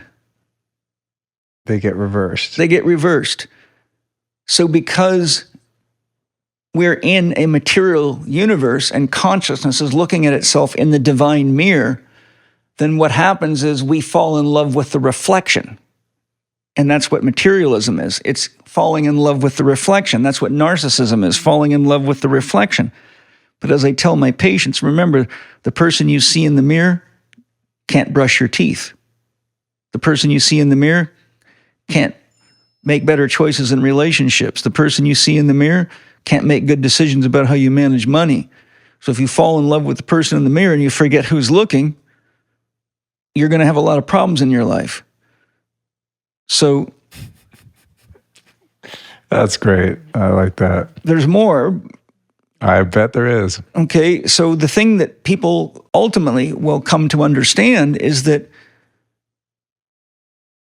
God as non-being is not something that you can have a relationship with other than the fact that it's just unadulterated consciousness. It's unconditional love. There is no condition there. So there's nothing to know there. There's nothing to identify there. It dreams itself into existence, and in order to know itself, it must try all possibilities. And so there's an infinite range of the capacity for love, and there's an infinite range of the capacity for evil. But when we see and experience evil, it is our awakening to recognize that it is reminding us that we can either look in the mirror, that we can either choose to not love, or we can choose to look at what's looking in the mirror and realize that it is God looking through us. What's looking through your eyes at me is looking through my eyes at you. This is why when people used to ask St. Francis of Assisi, how do I find God? How do I find God? He said, what you are looking for is what's looking. That's God. God's looking for itself. God's looking for relationships. God's looking for love. But God cannot possibly know itself as only being the good guy. God cannot have the choice to love or not love unless there is the choice not to love. God cannot know its potential as a destroyer unless there's evil. And if you don't have destruction, you cannot have creation, because all acts of creation require transformation. The analogy I give my students is, you don't think twice to eat a chicken or a cow. But imagine being a chicken, knowing it's about to get its head chopped off, its feathers plucked off, gutted, and then you're going to stick it in your mouth, grind it to bits, and drop what's left into a vat of hydrochloric acid. Does that sound loving to you or evil? You're just so used to doing these acts of evil that you only think it's evil when someone's doing the shit to you. And this is what the ancient symbol of the Ouroboros is telling us. God is all alone. God has nothing to eat but itself. God has nothing to create but itself. If the snake overeats its tail, it ceases to exist. If it doesn't eat, it ceases to live. So the ancient Ouroboros is a Gnostic symbol that's telling you a profound truth about God. What is the snake? The snake is spirit itself. If you study the history of the worship of God, you will find that the first thing people worshipped, because they thought it was God, was trees, because they found that life couldn't exist without trees. Trees gave us food, they gave us shelter, they gave us materials to build with, and they were the home to insects, they were the home to animals, and they thought that that must be God. The next thing that they thought was God was the lingam and the yoni, the sex organs, because they saw that whenever these two got together, new life was created. So they thought, well, that must be God. The next thing they thought was God was the snake, because everywhere they looked, they saw fire moved in these snake-like patterns. They saw mirages on the desert moved in these snake-like patterns. Whenever they could see energy or see it clairvoyantly, it moved in these snake-like patterns. They looked at from the mountaintops and saw that all rivers and streams moved in these snake-like patterns. So they saw, you look at a dune and you see the waves on the dune move like a snake. So they thought, well, God must be a snake. So you see there's a whole long period of snake worship. And you look at temples, like you go to Mexico and they have rattlesnakes and they have snakes all over these temples, but people don't realize that that is the movement of spirit. Spirit is a wave. In quantum physics, you have the wave dimension, which is the implicate order of David Bohm, which is the unseen order that is creating the physical world, which is the spiritual world. The spirit realm is the creation realm that manifests itself in physical form. Every wave has a positive cycle and a negative cycle. Every 3-foot hole creates a 3-foot pile. So if you call good the positive cycle, then it has to go through its return cycle in equal measure, which is why when we also look honestly at what people do in the name of the good, see, Bill Gates thinks what he's doing is very good. He's convinced of it, obviously. He said right on TED in front of millions of people, I am going to reduce the world population with vaccines. And people did not even flinch. They didn't ask him a question. Right in front of him, he told them he was going to kill them with vaccines, and they didn't even think twice about it. That's how asleep people are. But here's the point. Have you ever been on a street corner where someone's shouting out Bible passages and telling you if you don't take Jesus as your Savior, you're going to burn in hell? Yeah. That's called righteousness. That's called fanaticism. There's a lot of people that think that's really good. So when people do evil things and justify it in the name of the good, then you actually see that what is good can be just as evil as what others think is evil. And anyone that disagrees with them, they think is evil. And Christianity has a long history of exterminating anybody that doesn't agree with their philosophy. And so does Islam. And Buddhism has a long history of battles inside of Buddhism and with other religions. And Hinduism has a long history of battling with Muslims. And so does Sikhism. All of them do. Because the good is willing to do evil to defend itself against a belief system. So I've just said a few things. What I've said is there is no God out there because that God's not weighable, knowable, or measurable. Love is the verb of God, and love is always life affirmative. So to the degree that you are practicing the good, what you're doing is life affirmative. That doesn't exclude other groups by race, creed, or color. Consciousness can be defined as a psychic substance produced not blindly, but in living awareness of opposites. So if you look at everything we've just said, we're talking about opposites, and without those opposites,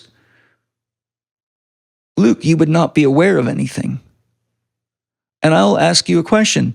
If you look back on your life and say, what have I learned most from? Birthday parties, happy days, and good sex, or the days the shit hit the fan, or the teachers that were the hardest on me, and the challenging experiences in my life, or even the things that at the time I thought was evil? Which would it be? I mean, the suffering and all of it has been and continues to be the biggest catalyst. That's why I call it the pain teacher.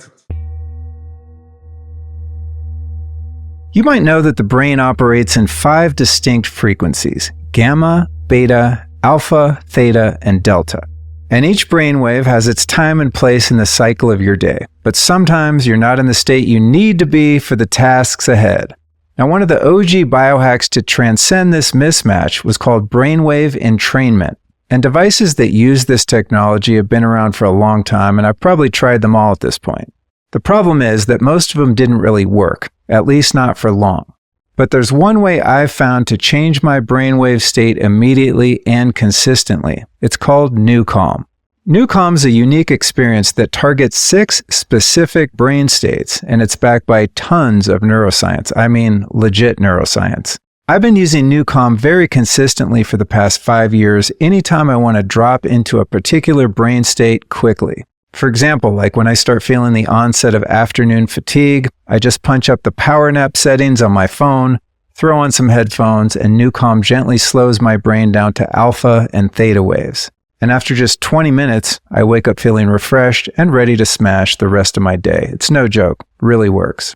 So visit newcalm.com and sign up for their 7-day free trial. When you're ready to join, use code Luke to get 15% off any subscription. That's Newcalm, NUCALM.com. I mean, that's what's funny about my question and your beautiful multitude of depth of answers is I know, my soul knows, my intellect knows that when I was victimized by what I would just label as evil, that those very experiences are specifically the experiences that have led me to my relationship with God, to my capacity to surrender to God.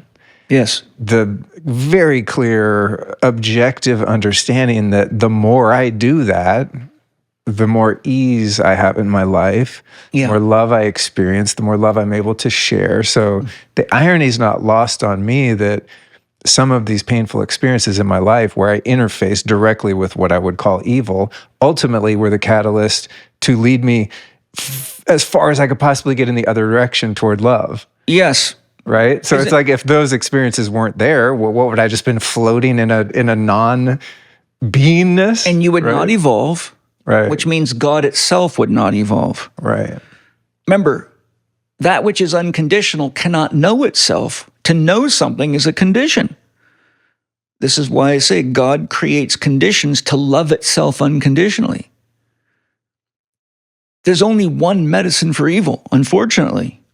And if you know of a better one, I want you to tell me. The only medicine I've ever found for love, as hard as it is for me to swallow at times, is love. Jesus said, love thy enemy as thyself. That's Christianity. I'd like to see it. I keep telling the Christians, show me the practices of Jesus. I would love to find a Christian that can do what Jesus taught us to do. If someone hits you, turn the other cheek. I have a very hard time doing that. I'm not evolved enough yet to do that all the time. When all this stuff with the pandemic came down, the paratrooper in me was having a real spiritual struggle because I felt that I could see the evil clear enough that it was my obligation as a man who took an oath to protect this enemy against enemies foreign and domestic, as a paratrooper, to go out and take care of this problem. And I began having conversations with others capable of doing that and finding out, why is this not happening?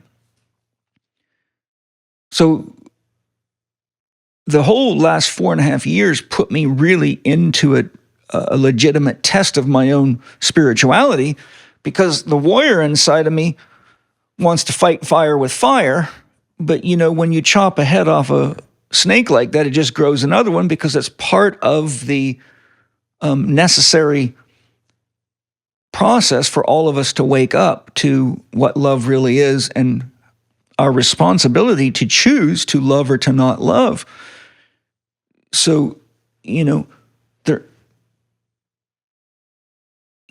can't objectify God. You cannot use nouns to describe God.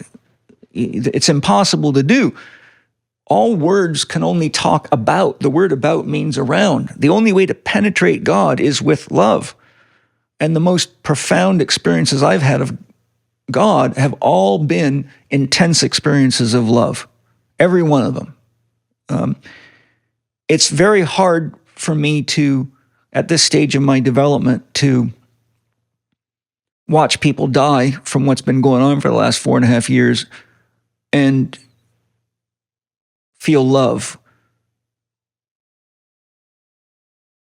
I have to really sit in meditation and studying the teachings of Ra in the Law of One helped me a lot to understand the service to self path, and realizing that souls come into the world on the service to self path specifically to stimulate us to grow, to rototill the garden, so to speak. Steiner speaks of Lucifer and Ahriman, and I have a very comprehensive podcast. If you haven't heard it, it'll be quite a mind bender for you. It's called Lucifer, Christ, Ahriman. It was the most listened to of all my podcasts in 2023, and it's a special 4-hour edition where I share the teachings of Rudolf Steiner on what Lucifer is, what Lucifer's function is, what Ahriman is, what Ahriman's function is.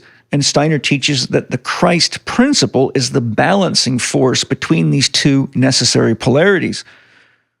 Lucifer means the light bringer. Lucifer wants us to get out of the world. And all the Eastern religions are Luciferian religions. And this is one of the reasons in Hinduism, they talk about Maya. It's all Maya. It's all illusion. Just get out of it. And so you see yogis rowing off into caves and getting out of the world. But Kabir said that's not real spiritual practice. Steiner said the same thing. Kabir said, if you want to really have a true spiritual practice, get married, get a job, and practice loving in the world, because that's the only place you can make the world better. Lao Tzu said, if you want to change the world, change yourself. Ahriman is all about the material form. So the function of Lucifer actually is to let us think and give us the ability to create illusions. Lucifer's the master of illusions. What does the word Maya mean? Illusion. But remember, if God is unconditional, which can only be symbolized as zero, then everything you see in creation must be a virtual reality, because if your mother is a zero, then you must be a virtual one. So if God is the source, then all things are a virtual reality. But to address this issue, Arthur M. Young makes a very clear statement. He says, it is incorrect to think of Maya as an illusion. And many people jump into religious ideas that cause them to check out of the world. Think of Timothy Leary. Tune in, turn on, and drop out. That's very Luciferian right there. Drop out of the world. Arthur M. Young says, let me clear this up for you. Maya means the illusion. Spirit gem is what I call that illusion. It is the only place God can know and experience itself, but ultimately, because God is unconditional love, the entire existence is a virtual expression of the divine, because it's the only way that it can know itself. And this is why I say God creates conditions so that it can love itself unconditionally. But in my deepest, most profound experiences of meditation, Tai Chi, or plant medicines, I have gone into non-being and didn't know I was alive, didn't know anything. Sometimes I become pure awareness, and it's just like light, the light of God shining in every direction with great luminosity and intensity, and there's not a thought to be had. I don't even know I'm alive. All I know is that the intensity of the love is so potent, it feels like I'm going to explode and vaporize into even yet further emptiness, which can actually be complete and utter death to the ego. Yeah. And people do die in that state. They do die. I've seen it happen.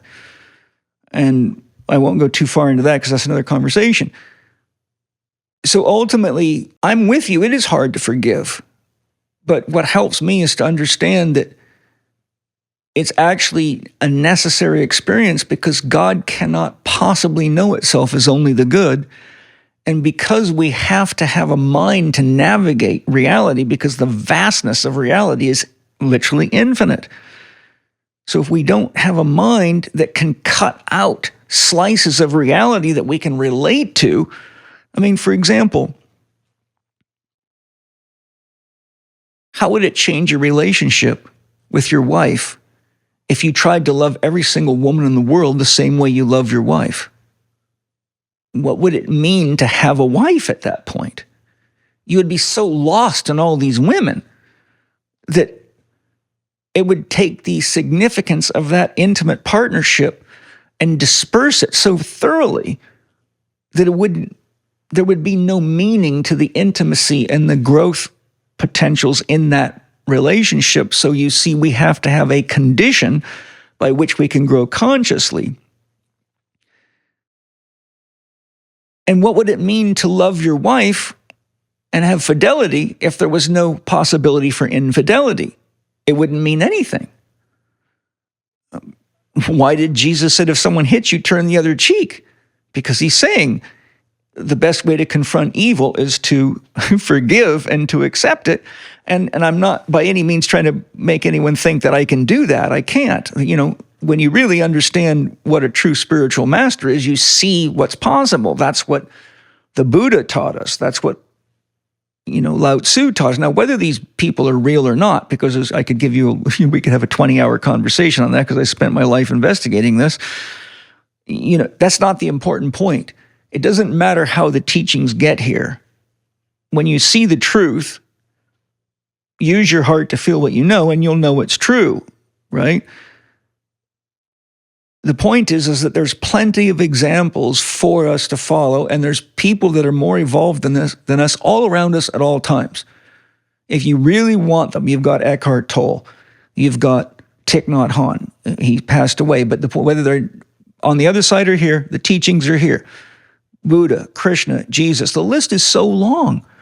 I know lots of people more enlightened than me.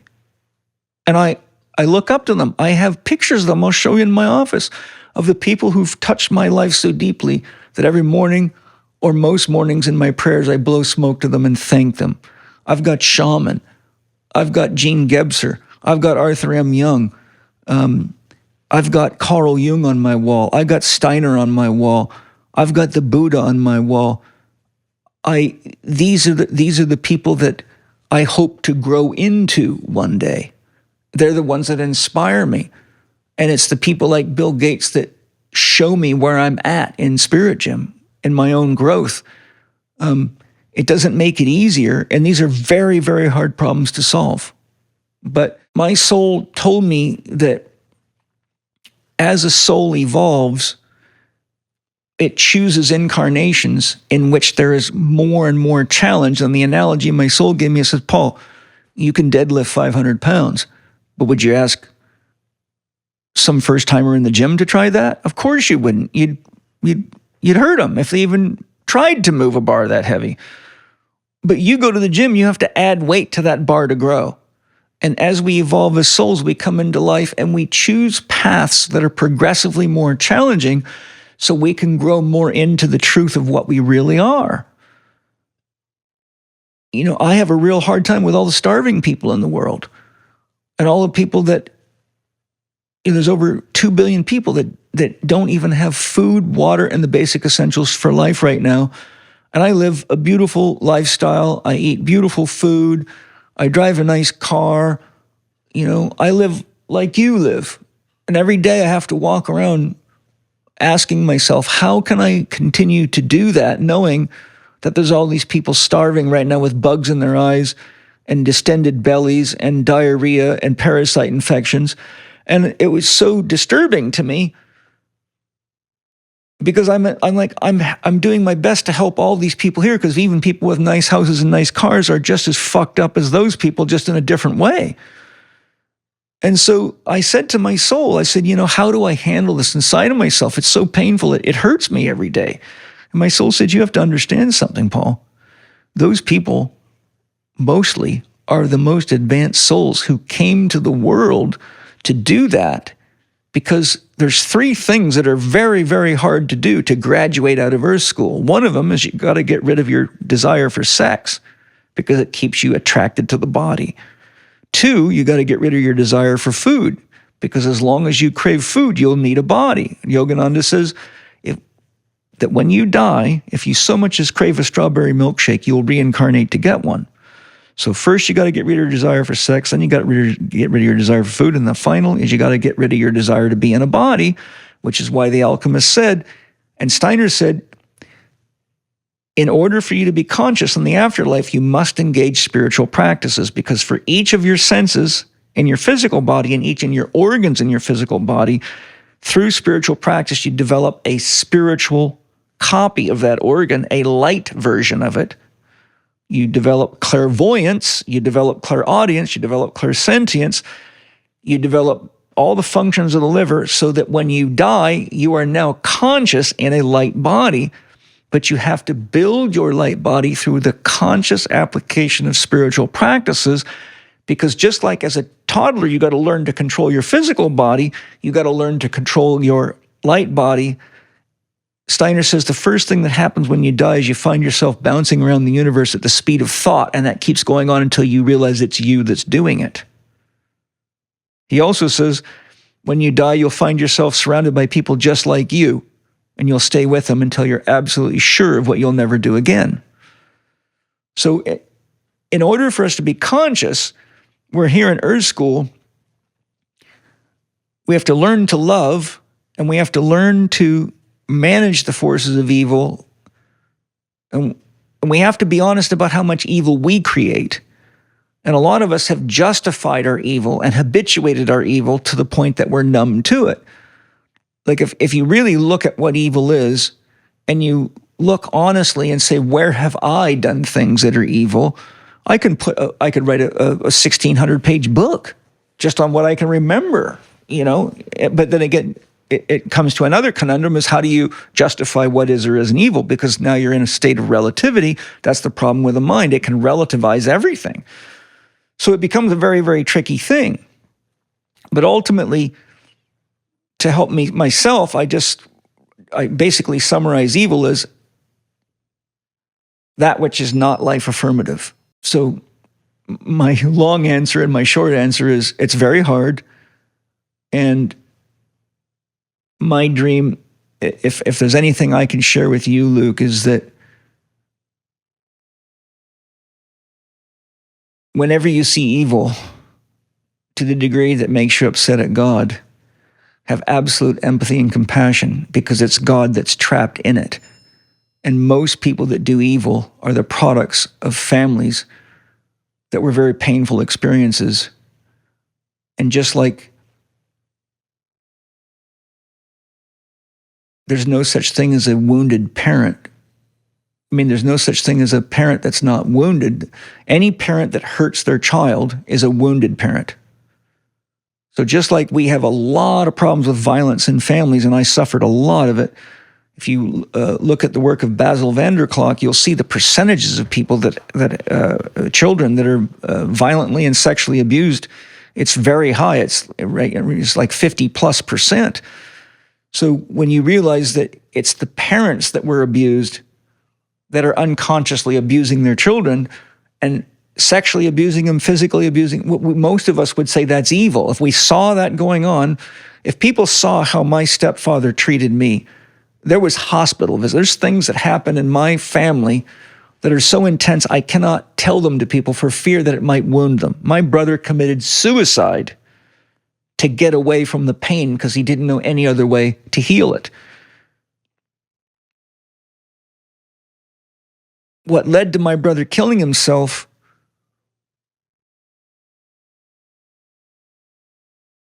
led me to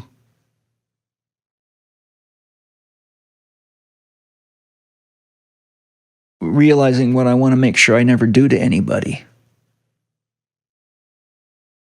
So the question is, how much of a sacrifice did my brother make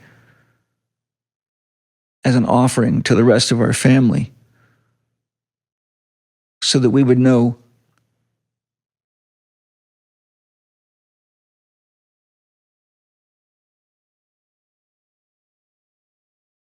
how dark love can get?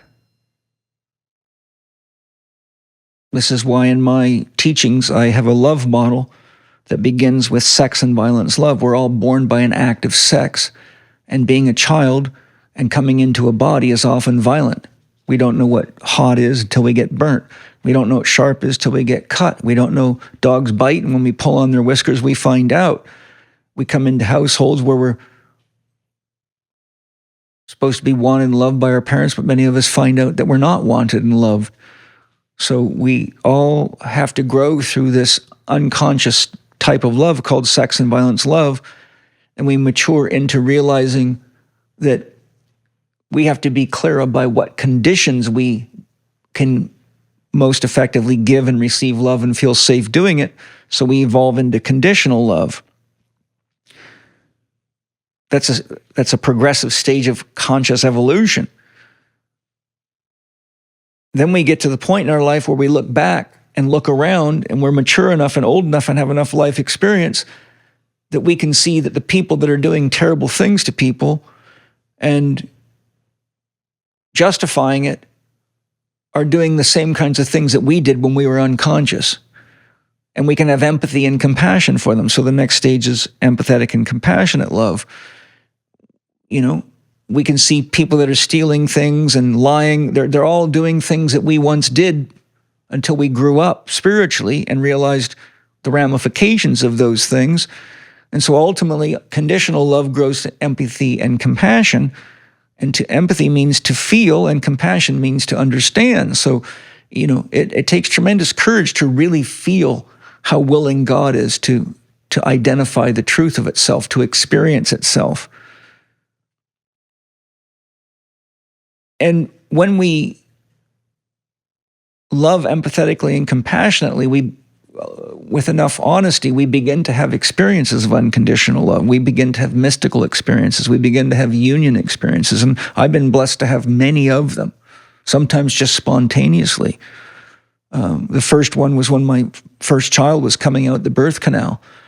As his head came out of his mother's vagina, I was only just turned 18 years old. I was blown into a complete union with the universe. It shocked the hell out of me.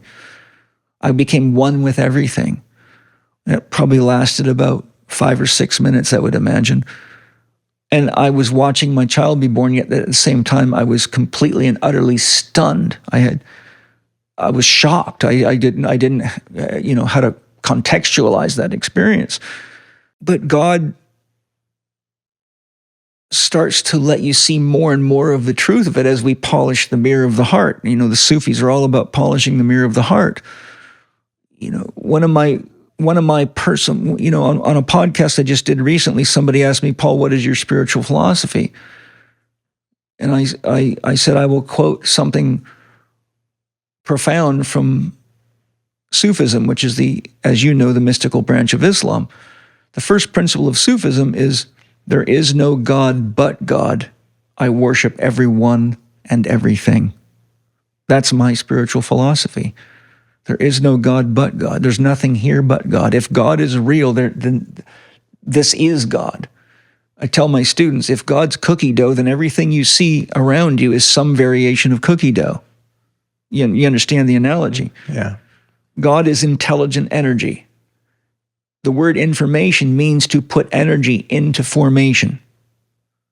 When you realize even the second law of thermodynamics, I believe it says, energy produced cannot be destroyed, only transformed. Because we are intelligent energy manifest as information, which is God learning about itself, we cannot die. We can only be transformed, and as consciousness evolves, the soul evolves, we choose better. We need less polarized lessons as we get to the point where we really truly realize what we are. But then we get to the point where we can graduate. You know, different models say different things. Steiner says when you graduate out of the earth plane, you can become an angel. And the function of an angel is to guide other beings into their divinity. And in Steiner's model, there's 9 hierarchies of angels going all the way up to the top, which is the closest to God, which, you know, Elohim, etc. But he says ultimately all humanity is going to become the 10th hierarchy of angels. And there will be other beings below us that we will then guide up into their angelic expression. And what is an angel? It's the flow of God consciousness, anthropomorphized as something that looks like a human being so that we can relate to it. But really, an angel is spirit embodied in a way that the psyche can relate to it. So, you know, Luke, what you're touching on is probably the fundamental reason for religion. It's the fundamental reason for spirituality. And it's the fundamental lesson that God teaches itself in order to understand, love, care for, and evolve itself. And I don't know of a more challenging, more profound way to grow consciousness and grow spiritually than to learn how to forgive. Because if you have all the money in the world and all the power in the world and all the anything in the world, but you haven't learned to forgive yet, everything that you have will ultimately destroy you, won't it? Isn't that a paradox? Yeah. You can have everything in the universe, but without forgiveness, it will destroy you. Yeah, so true. That's the only way I can reconcile it. So that's my answer to your challenging question. Beautiful, man. All right, I got another one for you. Ready? Yeah. So this one may or may not be as deep as that one. A couple days ago, well, it actually ties into death in a way. A couple days ago, we sent our cat on cosmic vacation. He was an older cat, and his quality of life had diminished to the point where he couldn't walk, and so on. So, had a really beautiful ceremony with my wife Allison in the backyard, and it's been a really an ongoing ceremony and relationship with him and his spirit, and with the coming and going of energy as you described. And my wife wrote that book, Animal Power, that we gave you a copy of. And so it's been interesting in my relationship with her and her shamanic gifts and just the way she moves in the world. Her relationship with animals and with trees and the earth and all of the elements is just different than mine. And so the way she gets messages to write a book about, these archetypes of the animals and their spirits is just, it's not that I don't believe in it, I just don't have the same experience of it. So it breeds curiosity. Yeah. But in moving with our cat in the way that we did, and just being with his essence as it transition forms and so on, has just sort of reinvigorated my curiosity around the animal kingdom and what it has to teach us. So my question is, what's your relationship with animal spirits and archetypes, and how's that informed your life? I've had a long relationship with them until I really began to study and understand power animals through shamanism. I didn't realize that my first power animal came to me when I was approximately 8 years of age. And I will describe what happened to you. I've always had a natural affinity for bees. I've just always had this deep love of bees. Why, I don't know. Just as a kid, and it used to really upset me when people would hit bees and swing at bees. And I would always tell them, don't do that, because you're going to piss them off and they're going to hurt you. So they're not going to hurt you if you just relax. Bees will not hurt you if you just let them taste you, and then they realize you're a bit tasty, not hang around too much. Now, if people are afraid of bees, I would warn you not to wear perfumes and things that smell like flowers, because that's why they come to you. They think you're a flower. Well, we had this property. We lived on in Idaho. In Idaho, we had a big pig farm, like 10-acre pig farm. And behind the house was an old cabin that had fallen apart, and the roof had caved in. And me and my brother and my sister, my two sisters, would go like treasure hunting in there, just looking around for stuff, digging through stuff and just seeing what we could find. And one day we would just come out of there and we could hear this really strong buzzing in the sound like bees. And we looked up and the sky literally was turning black. There was a massive, massive swarm of bees. I mean, it literally was like a cloud of bees, and the sound of them was intense.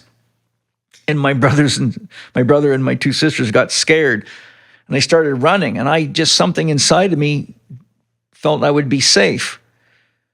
And they said, "Paul, come on, you're going to get stung." I said, "No, I'm not." I said, "Well, don't stay there. You're going to get hurt." I'm like, "No, I'm not." So they ran about 30 or 40 or 50 feet away, and I just stood there. And these bees came down, the whole swarm, and landed on everything, including me. And I was covered from head to toe in bees. And the only thing that scared me is they kept trying to climb up my nostrils and in my ears. So I was going and shaking my head a little bit. But they were probably on me for, I would imagine, 4, 5 minutes. And it just felt like I was getting tickled everywhere. I was about 8. And I knew from that day on that I had some kind of a special relationship with bees. Well, then when I learned later in my life how to identify my power animals, I found that the bee family, you can have a power animal or you can have the whole family. So my root chakra, power animal, the root chakra is the first 7 years of your life, is the bee family. And just to give you an example of how much wisdom you can get from them, when I was going through a midlife crisis at 50, I was really, tapped out. I was like, there was just, I was like jerky. I was just dried out and burned out. And I was sitting in the sauna one day. I just thought, I wonder what my bee power animal family would tell me to do right now. So I directed my consciousness down to my root chakra and called up my bee family. I said, "Dear bee family, I need your help." And all of a sudden in my third eye, 2 bees appeared to me, and they just sat there and looked at me. And I said, I just told them what was going on. And I said, "Can you help me?" And they did this little dance. And they turned and looked at me, and streams of blue light, like almost violet light, came right out of their eyes, right into my eyes. And inside of my mind, I heard the words, "Paul, no bee can make honey alone." I went, oh my goodness. So what you're telling me is I need to delegate more and stop trying to do so much myself. And essentially the bees were saying, you cannot save the world. And you're trying to save the world. You're not here to save the world. You're here to help wake people up so that they don't need so much saving. But ultimately what the bees told me, no bee can make honey alone. You have to grow in your relationships and do things with people and get people to learn to work together. And that's how the whole world will heal, is when people start working together. So there's one of many examples I can give you of what a power animal will do for you. Now, did I answer your question? Beginning to, yeah. I mean, that's a great example. You want to know what they are? Yeah, I think, to me, it's like, okay, we might have an affinity toward a certain member of the animal kingdom, like in your case, the bees, right? Yeah.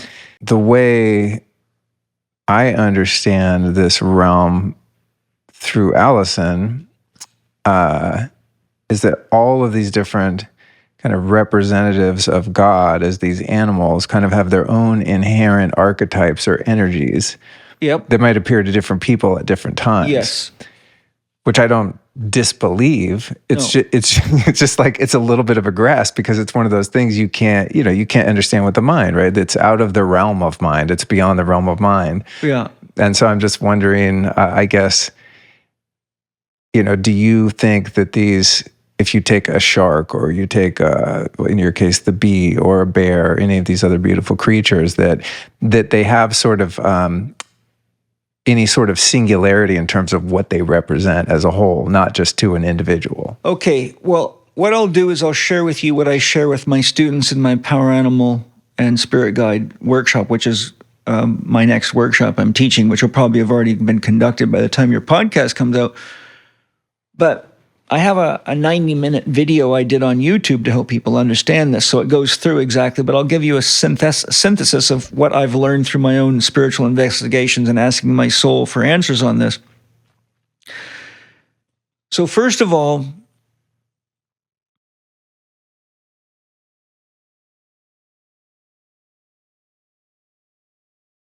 one thing you have to identify is the fact that your DNA is not just a bunch of on-off switches. It's a cosmic antenna that is soaked in water. And there's tons of research out there on this. If you look in quantum biology, for example, you can look in books like DNA, Pirates of the Sacred Spiral. You can look at the work of Fritz Albert Popp and photon emission. There's a pile of stuff out there.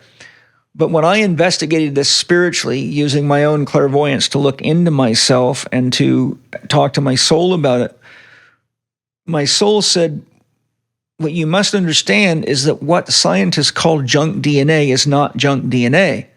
It is the DNA record of the evolution of species on this planet, and each of us has the entire record within every strand of DNA.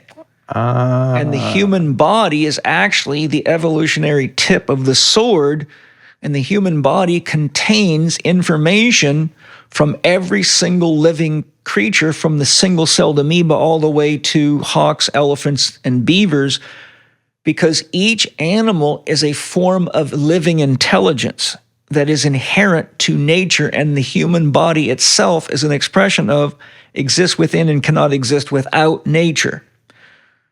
So instead of thinking of an animal as this nice little creature, this nice little bee, you have to think of it as a function of nature, a form of an expression of nature, and a means by which nature holds a certain aspect of itself together. And then you realize that you are in constant communication with all aspects of nature, and that your DNA is in a 24/7 real-time relationship with every living creature in the environment. Isn't it a miracle? You have 19% of the genes that a banana has, 23% of the genes of a fruit fly. If you go through, there's not much out there you don't have in you. You're 97% chimpanzee, for God's sakes. So what you think of as yourself as a human being sitting in this beautiful house in this beautiful chair is actually what happens when you take all the intelligence of all the animal species throughout the history of the 4.9 billion years of Earth evolution and keep recombining it as a form of evolution, but then realize all that software is what's inside of you that allows your heart to beat, your lungs to breathe, your eyes to see, your ears to work, your fingers to work, to make tools, to make love. Every single bit of that, you can find the aspects of that. So if you take a book, call it a story, you can break down into chapters, but you can break the chapters down into paragraphs, and you can break the paragraphs down into sentences, and you can break the sentences down into words, and you can break the words down into letters of the alphabet. If you take nature and say, you got single-celled organisms here, you've got jellyfish here, you've got such and such a larva here, you've got earthworms here, you've got ticks here, you've got X, Y, and Z. So when you go down to the base of nature, you've got letters. When you get to more complex organizations, you've got words. Once you, for example, evolve out of the ocean, you start getting sentences. So more complex beings. So when you look at something like a turtle that's amphibious, now you're going to an even more complex creature because it can live in two different environments. So now you're going to paragraphs. Then when you get to, if you just start going through the kingdom of nature, you see as the evolution of the brain gets bigger, the complexity gets, like a bear is more complex than a beaver, but a beaver is more complex than a salmon. Then you go to chimpanzees, and they get more complex than hyenas. And you see, so what I'm showing you is we're now building the book of life on Earth. So inside of you is the book of life. And when you're having a relationship crisis that breaks your heart, there's a power animal, because your psyche actually needs these types of energies in order to recognize itself. So I've done a lot of power animal retrieval with my patients for many, many years. And I'll tell you, for example, the most common power animal that comes up when I deal with people that have heart conditions, serious heart health problems, or broken hearts is the elephant or the dove. Those those animals come up very frequently with people that have never met or even known each other. They don't even know I've done all these things. One of the most common things that comes up when people have digestive troubles is an alligator or a crocodile or the worm or a snake. So now go look in an anatomy book at a small intestine and then go look at an earthworm. And there you see that sentence in your story. What is an elephant? It's a creature that has a real long memory. They never, elephants, they say they never forget anything. That's why you never want to hurt an elephant, because it'll never forget. So what is it that hurts most people's heart emotionally? Because they can't forgive the people that hurt them. So the elephant comes to teach you how to heal your memories and recontextualize them in forgiveness so that you can evolve. Another common animal that shows up for the heart is the hummingbird. Okay? So when you realize that our psychic sense of ourself is also made of these different types of relating, these different ways of relating, like the bee said to me, you bees don't make honey alone. Isn't that the basis of relationship? So the insects are saying to me, you can't do anything meaningful in the world without relationships. It took a bee to tell me that. I'm Paul Chek, and I'm, supposed to be a smart guy. Okay? So you can look at these things as unique forms of physical intelligence, because every animal in nature has a unique intelligence, and native cultures always studied them. They worshiped them. That's why when white men came along and started dropping buffalo everywhere and just leaving them to rot, it just about broke their hearts. White men have fractured the hearts of so many native cultures because they lived in a kinship relationship, and they learned how to live in nature by studying all these creatures and relating to them and sharing life with them and asking for permission to be fed by them. Shaman would connect to the buffalo spirit or to the deer spirit or the elk or whatever and ask for permission to take so they could feed themselves and get granted. And there's many books I have in my library on shamanism, and Joseph Campbell wrote several of the best ones out there, showing even the hunting maps where the shaman would be told by the spirit of that animal where to go, and Indians would go there when they're often ready to starve to death, and the animal would be standing there waiting for them, and all they would do is draw their bow and kill it. The animal would literally give it up.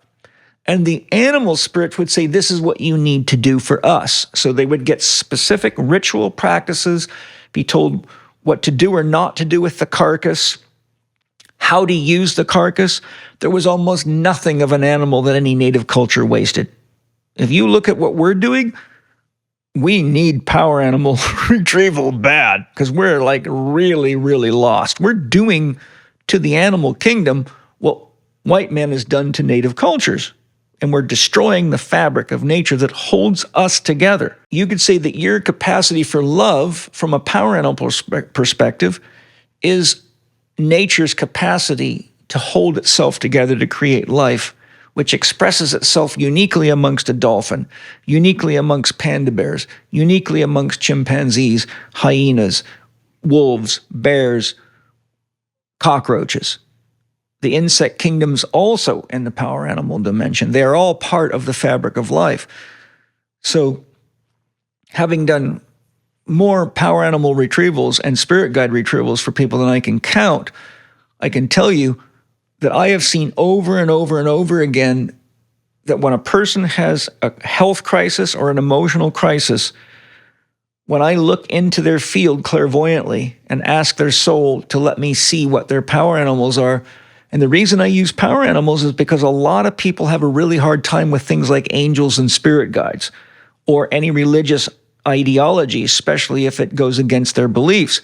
But hardly anybody has a problem with identifying the fact that there's an animal spirit in them, because we have an innate kinship that goes back for as long as we've ever been human beings with animals. So people that are afraid to step into the dimensions of spirituality that we would call religion or spirituality and worshiping gurus or whatever, they often find incredible solace in knowing that there's a wolf power animal with them, or there's an eagle, etc. And so these animals teach us different ways to love, different ways to relate, different ways to heal.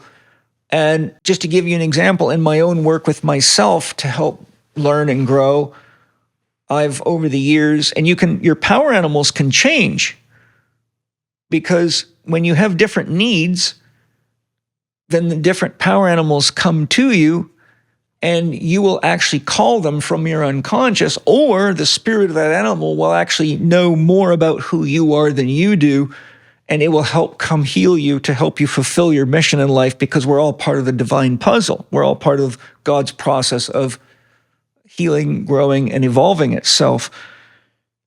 So there's a lot more going on in our unconscious than most people realize, because most people don't even know how to explore their unconscious, which is what I teach in Spirit Gem, is many things like this, so you can really come to know who you are. So at the root chakra, I have the bee family. At the second chakra, I have the sea turtle. At the third chakra, I've got a great big powerful hawk. The fourth chakra, I have the owl. I have the butterfly family, and I have an elephant. At the fifth chakra, I have a black panther. At the sixth chakra, I have a male and a female grizzly bear and a raven. At the seventh chakra, I have a big, beautiful spider who sits in there weaving webs, and she guides me as to how to put all my education together. She shows me what pieces need to be pulled together and where.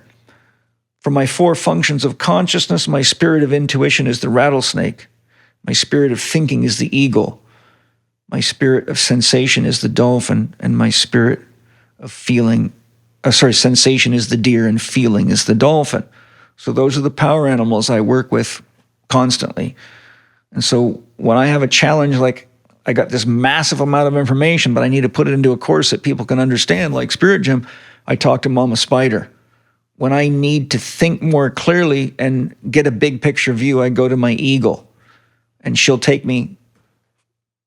I can merge with her, and she'll take me up, and then she'll help me see the big picture. So I might all of a sudden have a vision of why people are doing certain things, or, I might be consulting for a professional rugby team, and all of a sudden I'll be above the rugby pitch watching them play a game and see that they keep doing certain patterns over and over again, and it's causing groin injuries or whatever. So the eagle can give me this big view. If I'm in a challenging situation where we're financially strapped and I need to figure out a way to come up with money fast so I don't have to start laying people off or whatever, the hawk will appear to me and show me how to be more efficient at getting things done. And, the hunt is the hunt, right? I have to go hunt for a way to generate money, because, love is a boomerang. If you want more money, you've got to give something to the world. So the hawk will show me, this is what you've got to do, and this is how you do it efficiently and effectively. The bees will show me how to delegate and how to work with people to get things done. The owl shows me, when I'm working with people that have a lot of trauma in their life, the owl shows me what needs to be seen in their past. So I will look into them, and the owl will show me, for example, I'll have visions of them being emotionally abused, mentally abused, physically abused, or sexually abused as a child. I'll literally see it in their field. I will see it happening in real time. And there's many people out there that can attest to that. So do you see that each of these animals is actually like a facet of a diamond through which the light of unconditional love is moving? And without those facets to capture the light, we can't make consciousness out of anything. So the animals are ways of relating to life from a perspective that only that animal can really give you. And each of your glands, organs, and tissues, and even your chakras are all tuned to different frequencies and have different functions, all of which particularly from the first, second, and third chakra, are inherent to nature. The fourth chakra weaves what I call the angelic chakras, which is the higher dimensions that the soul comes down and penetrates into as it crystallizes into a body. And the lower dimensions are the dimensions of nature. So if you think of it from an alchemical perspective, the root is the dimension of the earth element. The second chakra is the dimension of the water element. The third chakra is the dimension of the fire element, which is the solar plexus, sun plexus, because what a lot of people don't realize is our third chakra is externalized in nature. It's not in our body. We don't have a means of photosynthesis. So the trees capture light, the plants capture light, and they turn it into food for us. So our solar plexus, the third chakra, is the plexus that takes photons that have been captured and put into food through photosynthesis and feeds it to us. And food is not just calories, it's energy and information and frequency.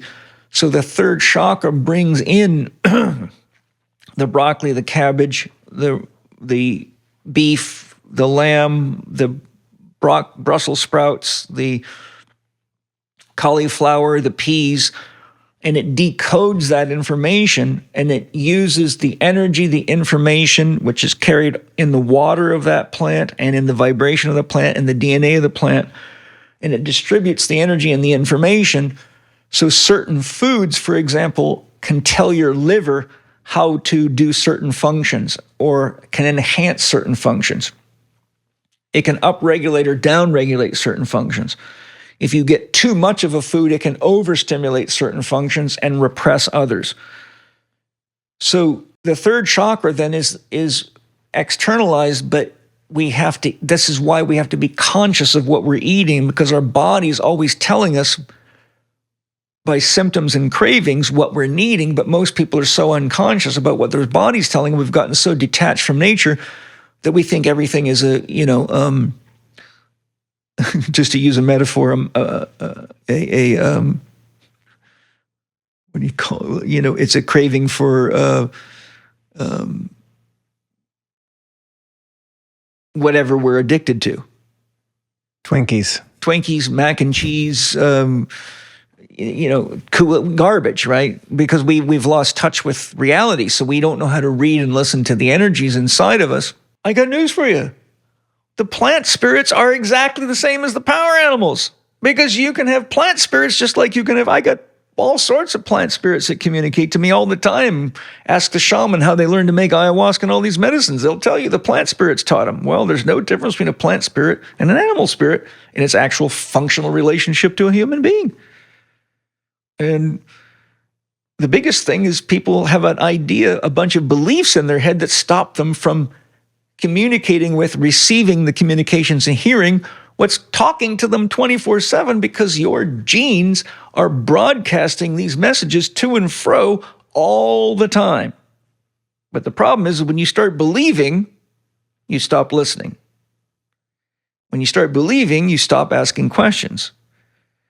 When you start believing, you're blind to the mystery.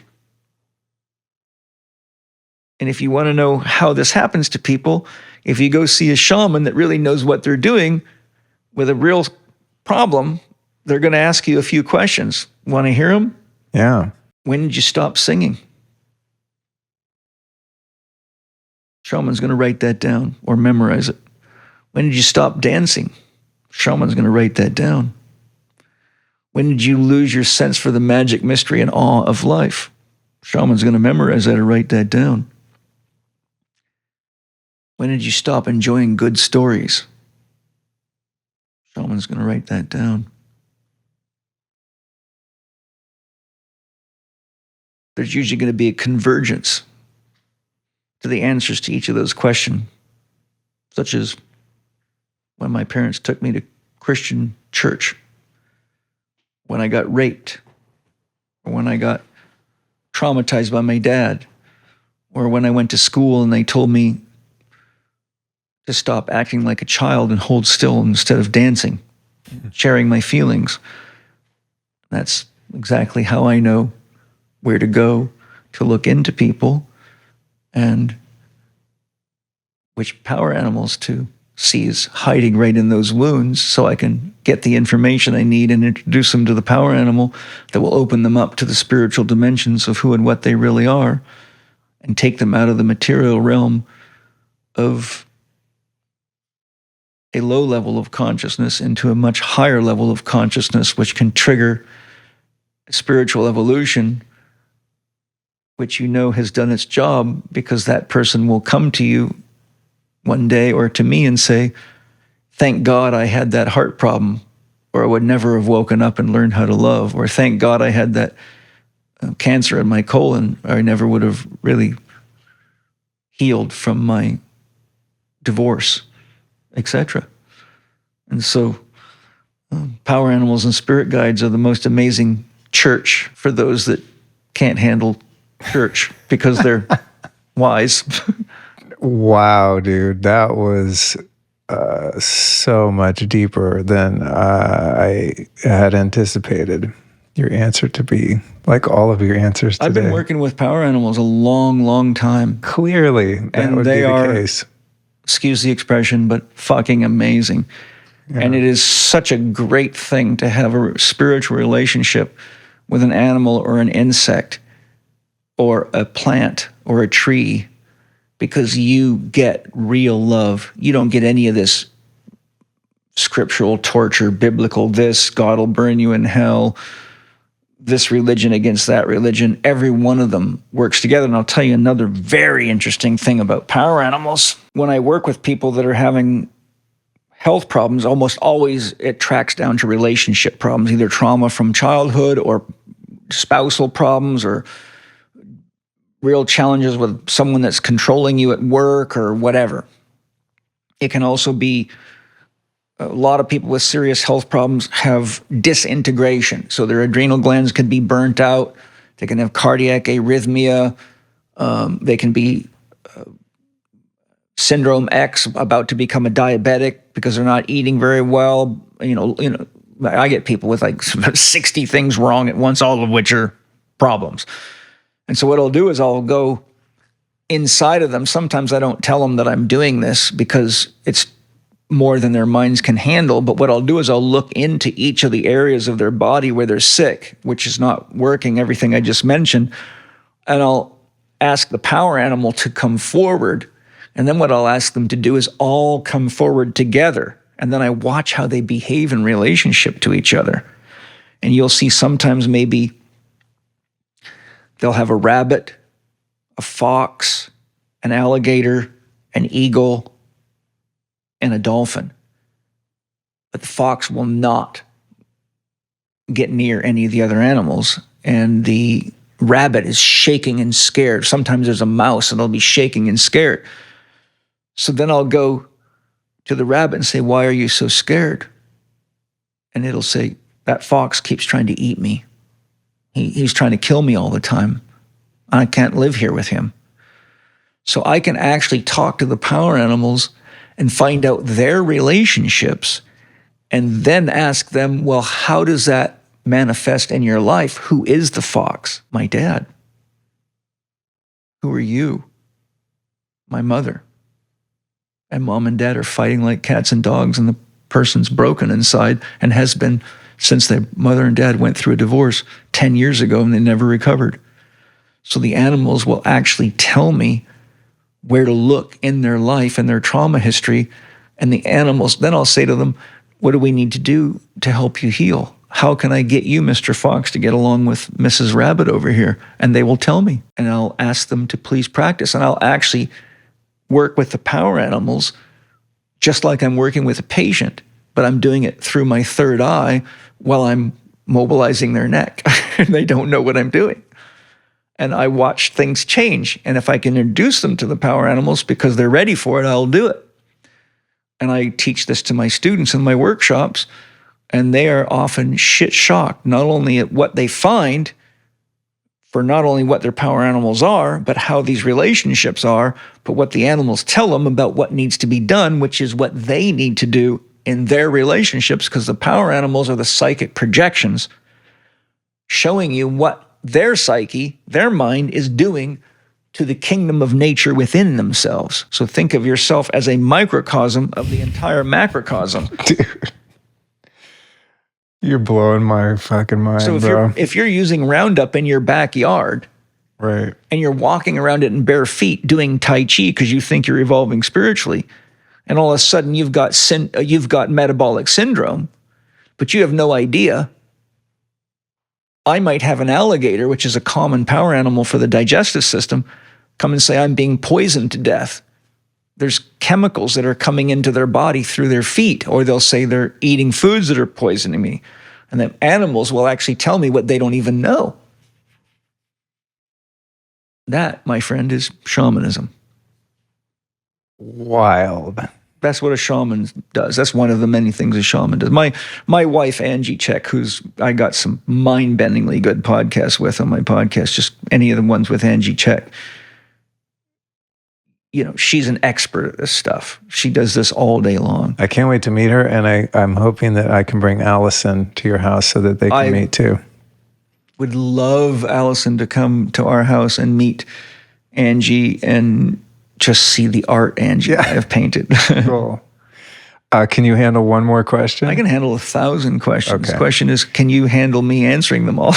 I'm loving this, dude. This is just beautiful. I've got till I have to leave at 3:00 tomorrow. Don't tell me that, because just as long as we got data cards, keep giving me a bag of smoke. No, and this is a water, perfect. This is a perfect segue. It's interesting, 'cause I was recording a podcast yesterday with a brilliant astrologist, which is a topic I've never covered. And before we started, she said, well, how long are these? And I said, well, ideally at least 90 minutes, but they can go 3 or 4 hours sometimes. She said, well, I don't know if I can go that long. I mean, how will you know when to stop? And I said, I know when the energy's done. Yeah. That's when it stops. But sometimes the energy's still going for me and not the guest. That's why I like to check in. Oh man, I'm with you. But that you're where you went with that beautiful and elaborate, exploration of the animal world is a perfect segue into what I wanted to ask you about. By the way, I have all this pretty much in a video on my YouTube channel. Awesome. So anyone that wants to see that in a video where they can go step by step, just go to youtube.com/Paul, CHEK live, youtube.com/Paul Chek live. Once you're there, just search Paul Chek Power Animals and Spirit Guides. Awesome. And I explain what spirit it's a good time to mention now, by the way. I mean, there's going to be a lot of links in the show notes here. LukeStorey.com/Paul Chek, CHEK. And we'll also put a link to your course there, which I dove into for the first time today and was like... Spirit Gym. Yeah, Spirit Gym. Yeah. Which is myspiritgym.com. And we've got a code Luke15 for 15% off. And we'll put all of that, in the main show notes. That's a mentorship program, by the way. Oh, okay. That's where I put a whole, what I call Spirit Gym University, about 130 hours of training on everything you need to know to truly live a holistic spiritual life. And then I meet with the students each week. I give them a 1 hour approximately presentation on something that's important for them to know. I connect to all their souls and ask, what do you need me to give you now? It may or may not be in the lessons.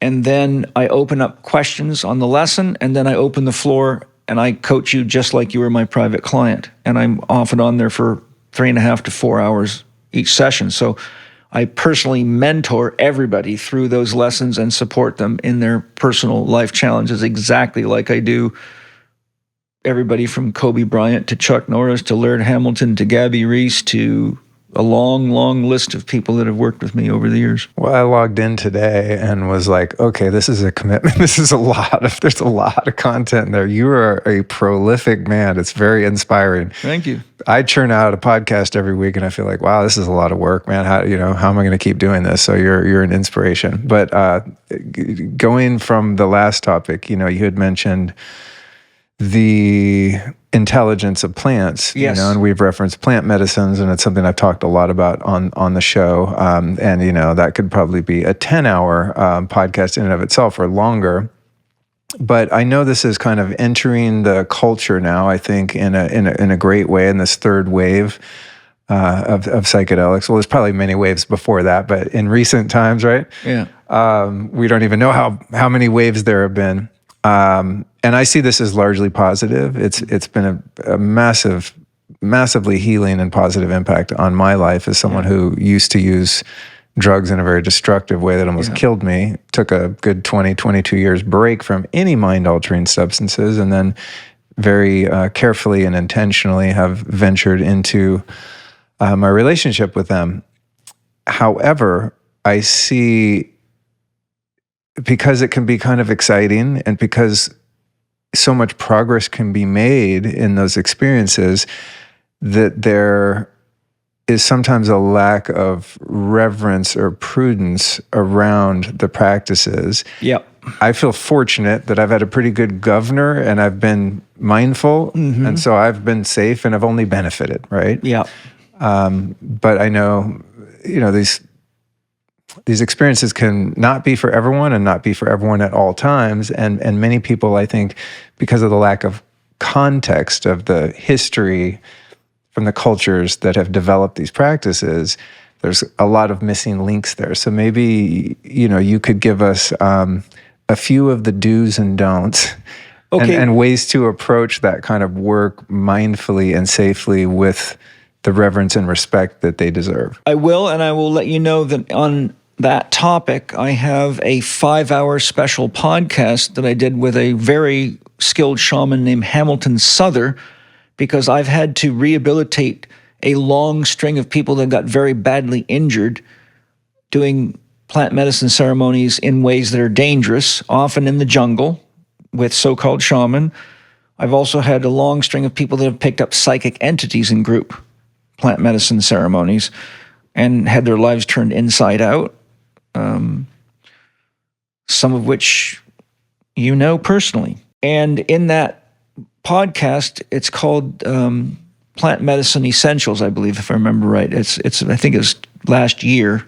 It's one of the most listened to podcasts I did. So it's 5 hours of everything you need to know and how to go about it and what to do and what not to do. And it's Hamilton and I've conducted over 1,000 healing ceremonies with plant medicines in my career. And I've developed a very carefully constructed 3-day ceremonial practice, and that's the way I do it.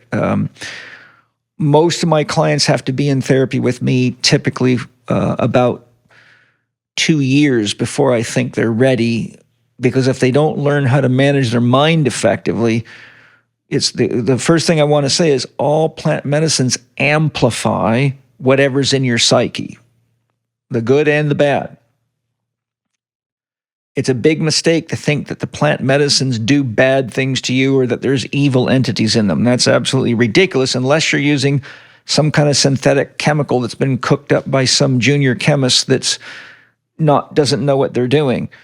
But if you're using, mushrooms, San Pedro, 5-MeO, DMT, things that are natural, then you're actually gaining the intelligence of the plant spirit is coming into you. It's upregulating your DNA to tune you into the morphogenic field, or the field of consciousness that soul of that plant lives on. And those plants can open up the dimensions so you're actually getting able to see where they live consciously. But the first thing that I would say is that they're amplifiers. So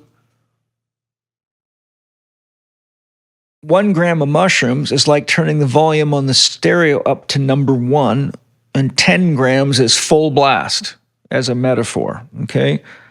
So the rule that I would suggest is always start little, because most people don't realize what's trapped in their unconscious. And not only do you have stuff from your own developmental history you can't remember, because trauma can actually block memory, you also have ancestral memories that are very real, and I've had a lot of people that I've had to work with ancestral trauma.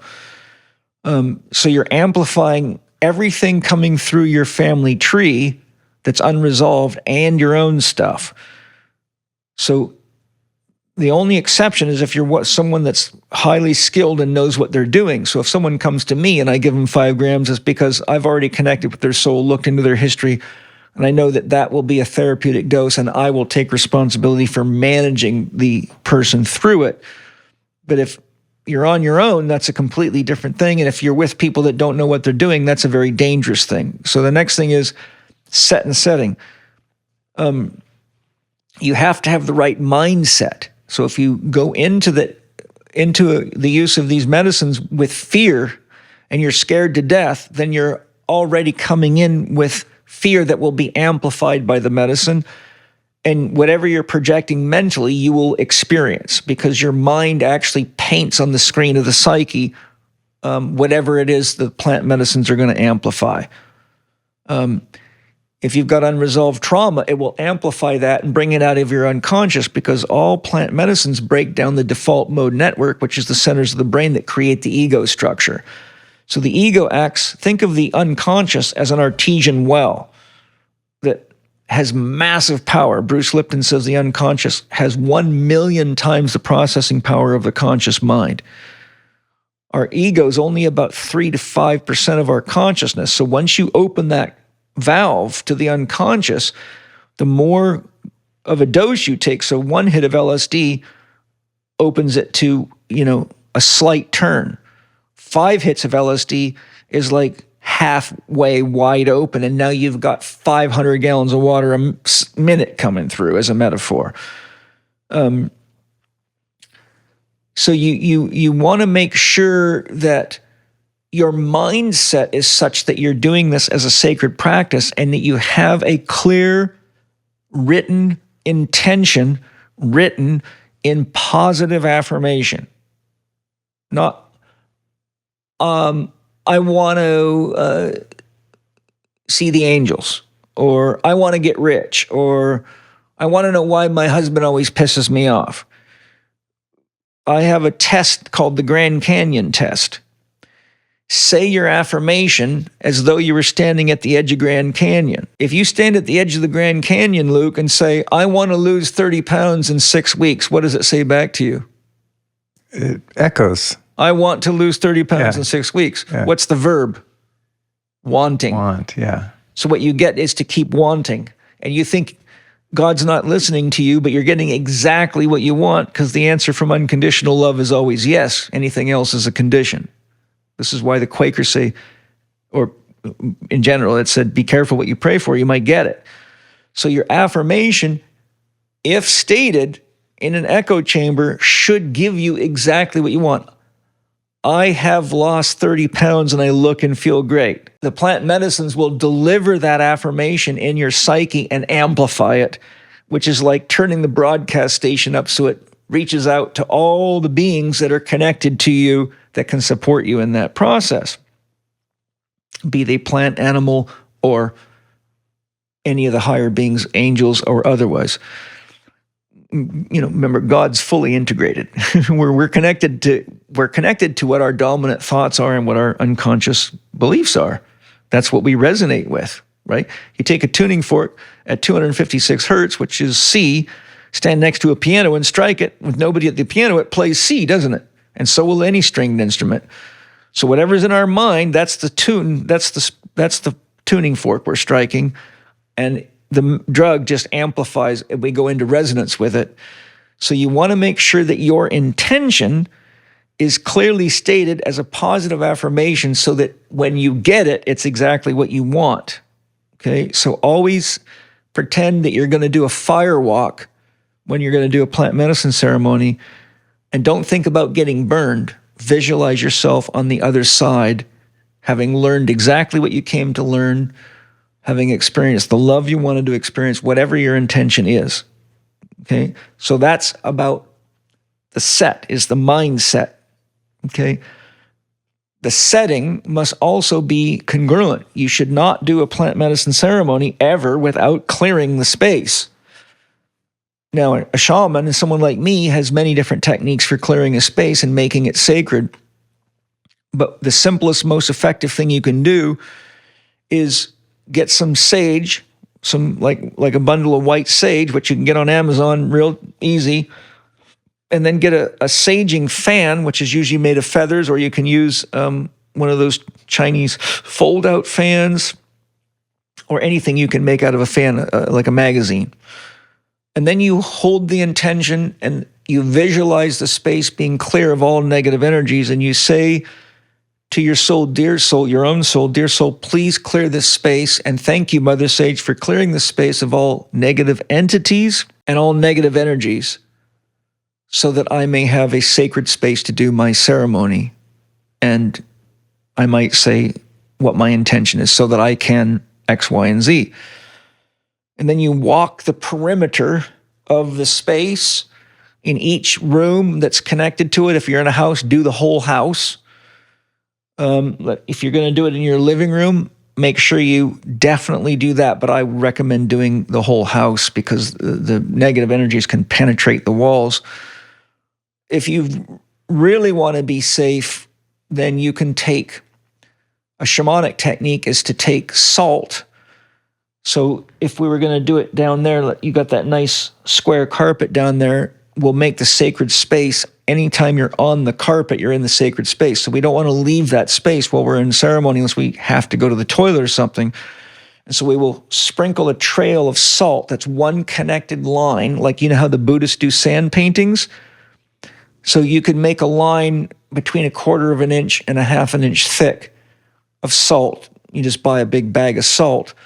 And salt has the effect of repelling negative energies and entities. So it's actually like creating an energy grid around you. And you hold the intention that you are safe and that this is a protected and sacred space. So first you clear it with sage, then you can use a salt barrier. There's many other things. You can also erect a barrier in your mind. You can stand in that sacred space and visualize a dome of healing white, green, gold, violet, or purple light and surround the space and say, thank you, Great Spirit, for keeping this sacred space protected while we're in ceremony. And then when you're done, you can just take the barrier down by just saying thank you, give a prayer for thanks, and then you can ask the barrier to be taken down. So you don't want to be around chaotic noises. You don't want to play music that's disturbing or disruptive. You want something, I would say, play the music you'd like to hear if you were dying. Most people wouldn't want to listen to nasty rap music and acid rock while they were dying. Play the kind Agreed. of music that you would either want to be born to or die to. And that will usually create the right energetic container. Unless you have friends that are good musicians that know how to play music that has an integrating and harmonizing effect on the body. But things like Hilary Stagg, who's one of the most amazing harpists ever lived, Duder,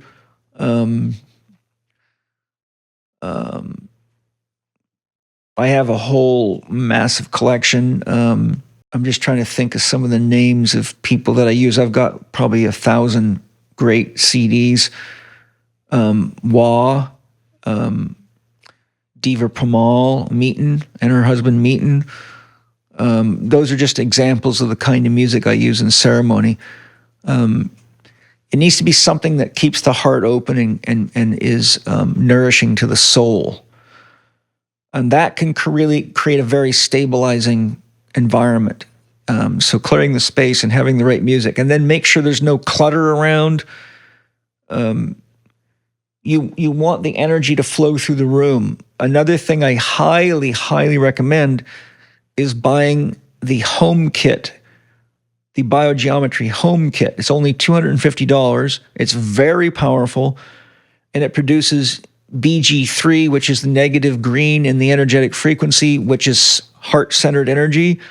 And Ibrahim Karim, the founder of biogeometry, traveled the world and measured the subtle energies coming off of all the famous healing sites and famous sources of healing waters and found they all emitted BG3. So did the Egyptian pyramids. So he developed the home kit, which is a cube which has got laser-etched biogeometry signatures that structure the flow of energy for all your glands and organs and your house and normalize the energy. And the home kit takes any energies that are too high and lowers them, and any energies that are too low and brings them up. So it creates a stable centering energy, and it's got connections for the water mains and the electrical mains. Yeah, I have it on this house. Yeah. Beautiful. Well, you know how amazing it feels. I'll give you a tip though. Yeah. What? What have you got your cube sitting on? I need to get a new charging tray for it because I lost it. So it's sitting right now it's in my office on a white windowsill. Okay, I'm going to show you how to double the power of it. Okay.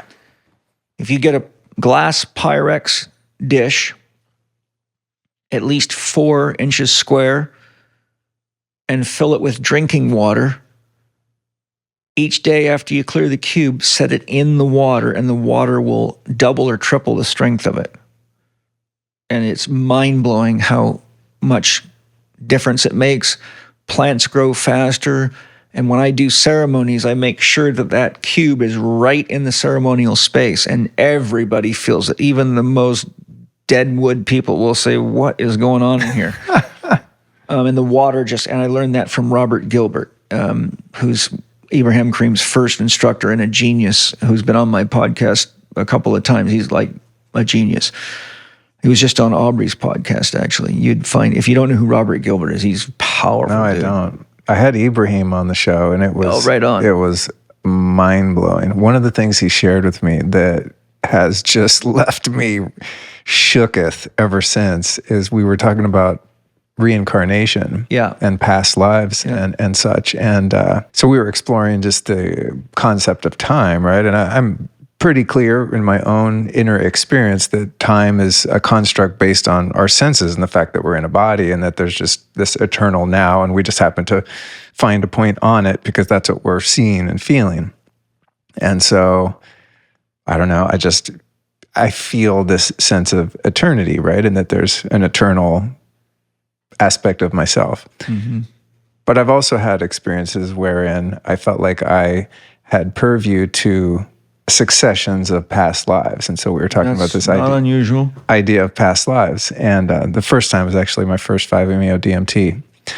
Whole other conversation. But anyway, what he said to me, he said, Luke, there are no past lives, there are just other lives, because there's no, the construct you're using of time, that there was a you in the 1800s, that was a miner or a Native American or whatever, that your eternal self is actually simultaneously experiencing what we would perceive to be all of these past lives, all at the same time. Yeah. Something to that effect. And it was, I've been chewing on that ever since. It's just, it's hard. The mind can't even comprehend something that immense. Does that resonate with you? Well, I'm going to say 2 things. First of all, I don't agree that that's an absolute fact. Okay. I could sit here and tell you hours of things I've experienced and done because of past life knowledge and experience, and even have had I've done multiple past life regressions. In fact, if you want to hear one of the most painful and intense things I've ever experienced in my life, listen to my podcast with Roseanne Grace, who is a professional past life regressionist, and hear what happened when she took me through a regression. And she did it on the podcast? She did it the day before the podcast, because I wanted to make sure I knew she was for real before I put her on the podcast. Got it. She definitely, I've had multiple past life regressionists work with me, and I also do past life regression work as part of my therapy, and I've studied it, been exploring these stuff my whole life. So, trust me, I know Ibrahim Karim's a genius. He's somebody I love with my whole heart. He was a consultant on my Spirit Gym book series. I've had him on my podcast 3 times. My wife is at the highest level of his training. We're putting his training in my institute, and my wife's going to be the instructor that does it. But I want you to know that we also must understand that God is an infinity.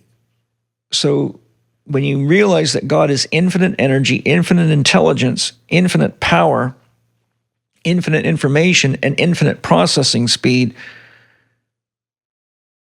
you have infinite possibilities that can be equally true simultaneously. Right. So Ibrahim Karim's perspective on that is based on his own unique set of experiences and beliefs.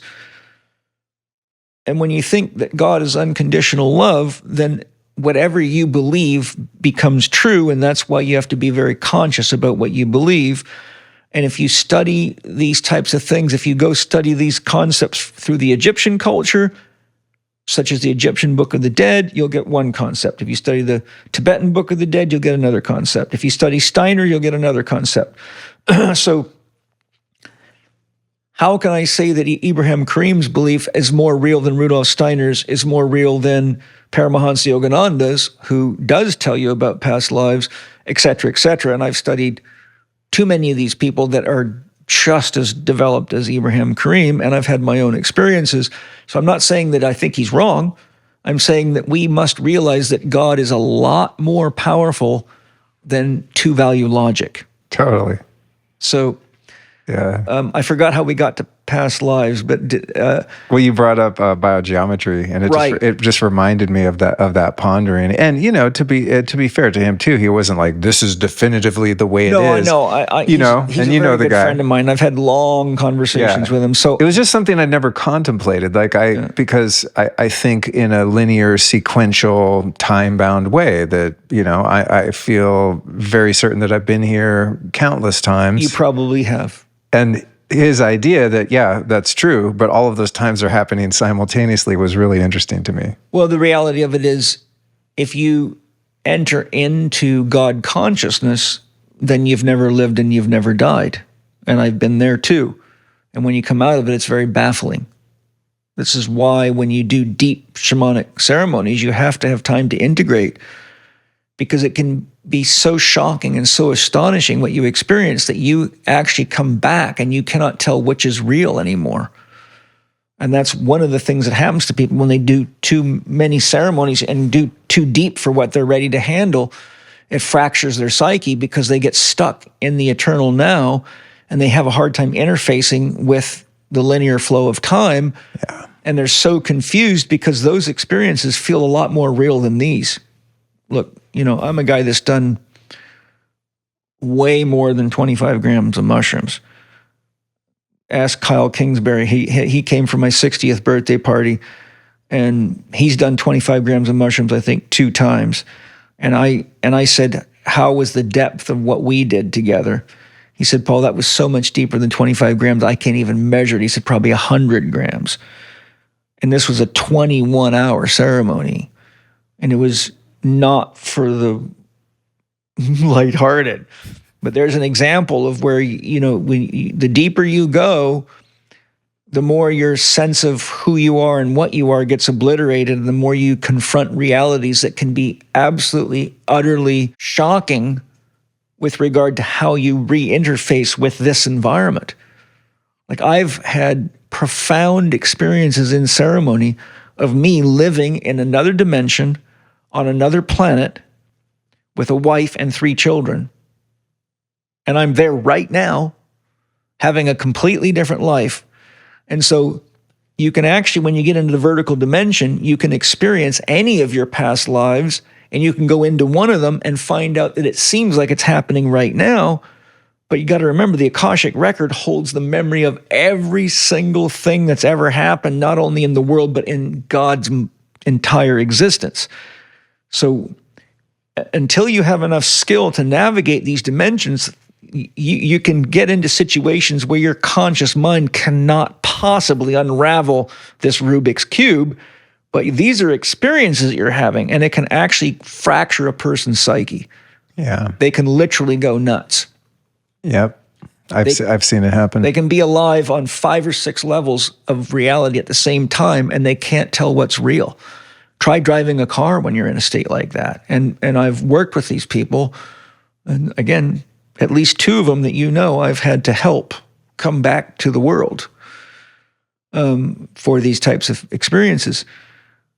So, but just to finish your other question, so we talked about mindset, we talked about doing a positive affirmation. We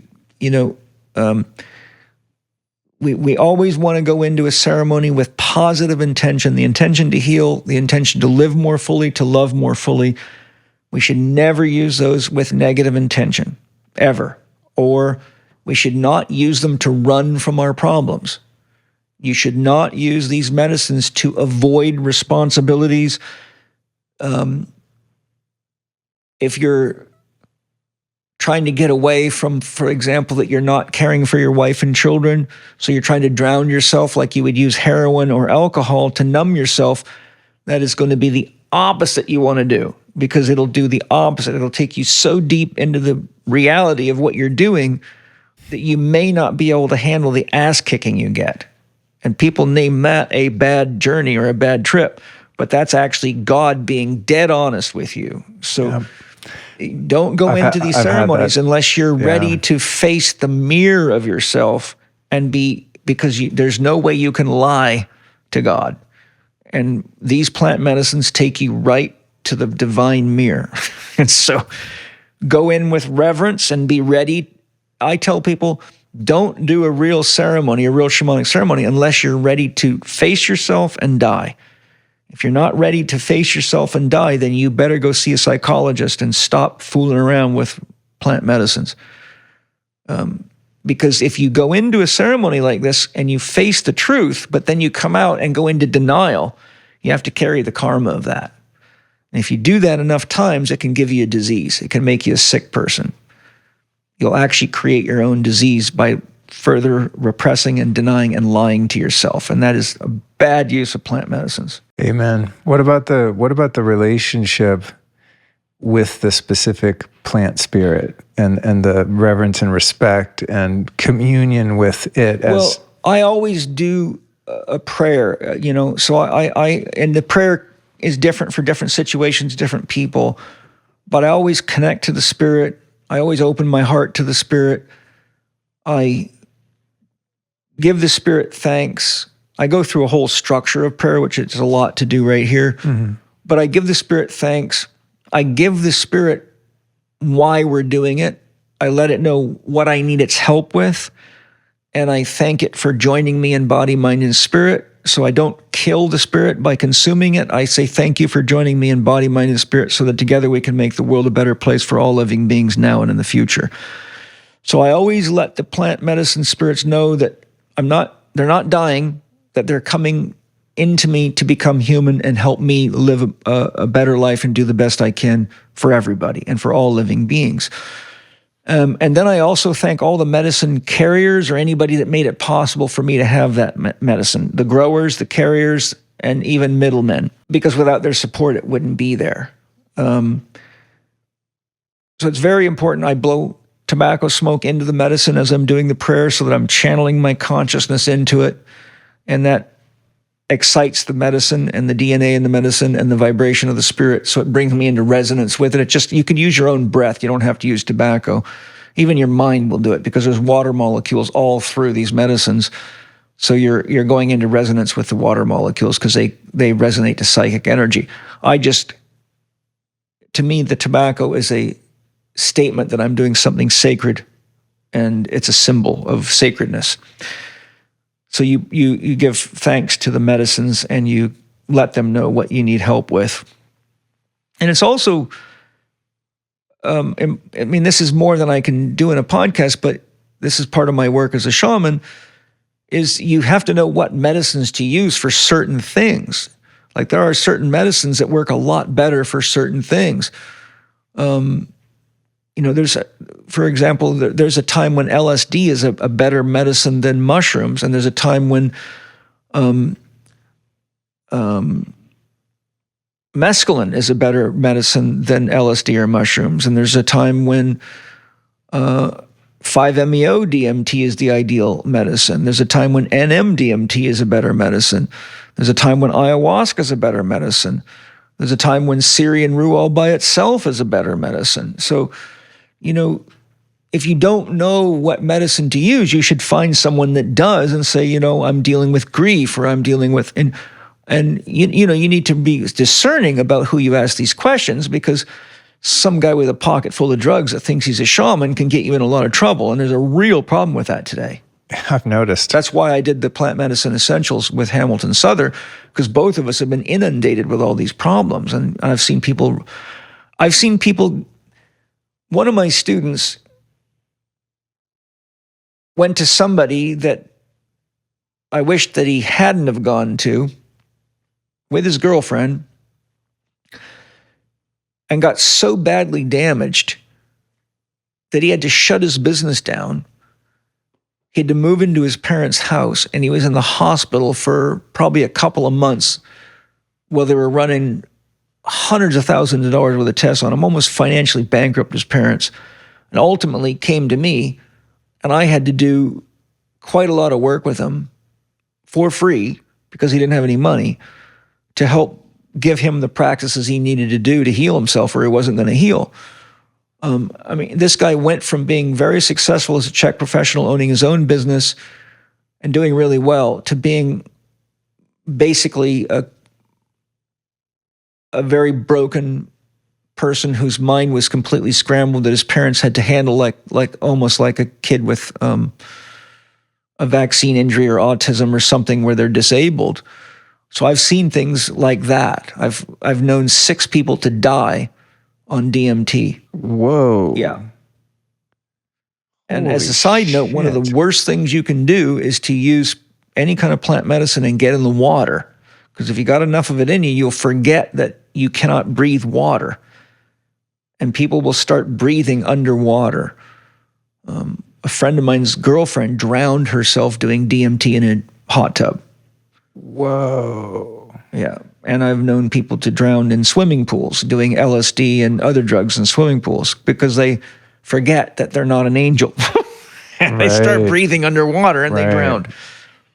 I've had 6 people I know personally die doing various versions of plant medicines, Holy shit. I'm so glad we brought this all up. doing stuff that they would have never done if I was around. Yeah. I simply yeah. would have taken the car keys away, as a metaphor. Yeah. Wow. Wow. Thank you for that. That reminds me, the first really deep experience I had with Wachuma, and I don't think I was quite so deep that I would have forgotten that I couldn't breathe underwater, but I remember the water being such a beautiful experience, It you know, is. and it was a deep experience, but I mean, I couldn't have driven a car, but Yeah. I could speak and Yeah. I knew that I was in a body, you know what I Yeah. mean? But man, I remember I got in that water and it was a hot ass day and it was like, I mean, you know, these things you can't even describe. Words don't do them justice. But it was the experience like I had never seen, touched, Yeah. felt water Yeah. in my entire life. Like Yeah. I came from another planet where there was no such thing as water. Yeah. Landed here, got in that pool, and was like, what the fuck? Yeah. It was beautiful. Absolutely. Now, another tip that I want to share, because it's really important, and it's one that people make this mistake all the time, especially young men, just like they dick swing with how much they can drink and how much they can lift in the gym and who can do more of this or more of that. You don't want to dick swing with psychedelics, and not unless you're young, dumb, full of cum, and ready to die. So my rule is never take more medicine than you can remain conscious with. Conscious means you know your name, your address, your phone number. You can answer questions. You can count your fingers and toes, because if you take more than you can remain conscious with, you will not remember anything that happened. It'll be like you had a wild, crazy dream, but you wake up and you can't remember the dream. So there's no way you can grow from this experience. And if you take enough of a dose, it'll knock your consciousness out, just like drinking enough alcohol knocks your consciousness out. If you take, the difference is alcohol will make you go unconscious, but too much plant medicines will take you into such high dimensions, and you can go into dimensions with negative entities. I've run into ETs, I've run into all sorts of stuff out there. And you can have experiences where some of these beings are dark. I've had some profound and scary experiences where I thank God I had my soul guiding me. I'll give you an example. One time I was doing a ceremony, and I was doing, years ago when I was developing I used to map out consciousness, because I would have people coming to me. So I needed to map out the dimensions of the psyche. So I would take each different medicine, and over time, each ceremony, I would take it up a notch, up a notch. So I got to where I was at 900 microgram hits of clinical grade liquid LSD. And I was right on the edge of complete psychosis, and I'll always hire a sitter to watch over me. And I have notebooks, and I'm drawing pictures, and I'm having my soul guide me. But all of a sudden, I looked, and I felt a presence all over the room, and there was these gargoyles all over the room, and they were flying at me, trying to penetrate me to get inside of me. And these are negative entities. And it was the most intense journey I've ever had in my life. I had to fight these gargoyles off for like almost 5 hours. I was exhausted. And, fortunately, I have a long background in Tai Chi and martial arts. And I know how to strengthen my energy field. But, my soul told me that, you need to know these realms are out there. So my soul took me into this dimension to show me where people get stuck and why people get possessions and why people go crazy after doing ceremonies like this. They literally are, you realize the psych wards are loaded with people that did this to themselves on these very healing drugs. The same thing that can heal you can really fuck you up. And so I've had many patients that have come to me that have had these experiences and have now gotten possessed and can't get out of it. And I've had to work with them. So I spent years mapping these dimensions out and going and seeing what's out there.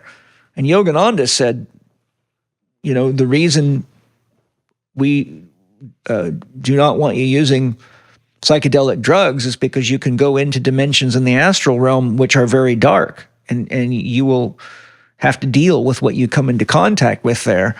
So just like, we have the light, we've also got the dark. And what I'm telling you is think of yourself like a tuning fork. You remember that conversation with 256 hertz C, strike it next to a piano. What most people are unaware of is what's going on inside of them, where their pain is, where their judgments are. So the more of a dose you take, the more you activate all your own judgments in your unconscious and all your dark stuff. So you end up having to go look at yourself, and it takes you to the dimension that you're in resonance with. Right. People will blame it on the drug, but you're actually going into resonance. So if you've got people that are, say, practicing dark arts, or you get people that are, I am always concerned when I see people tattooing skull and crossbones on their skin.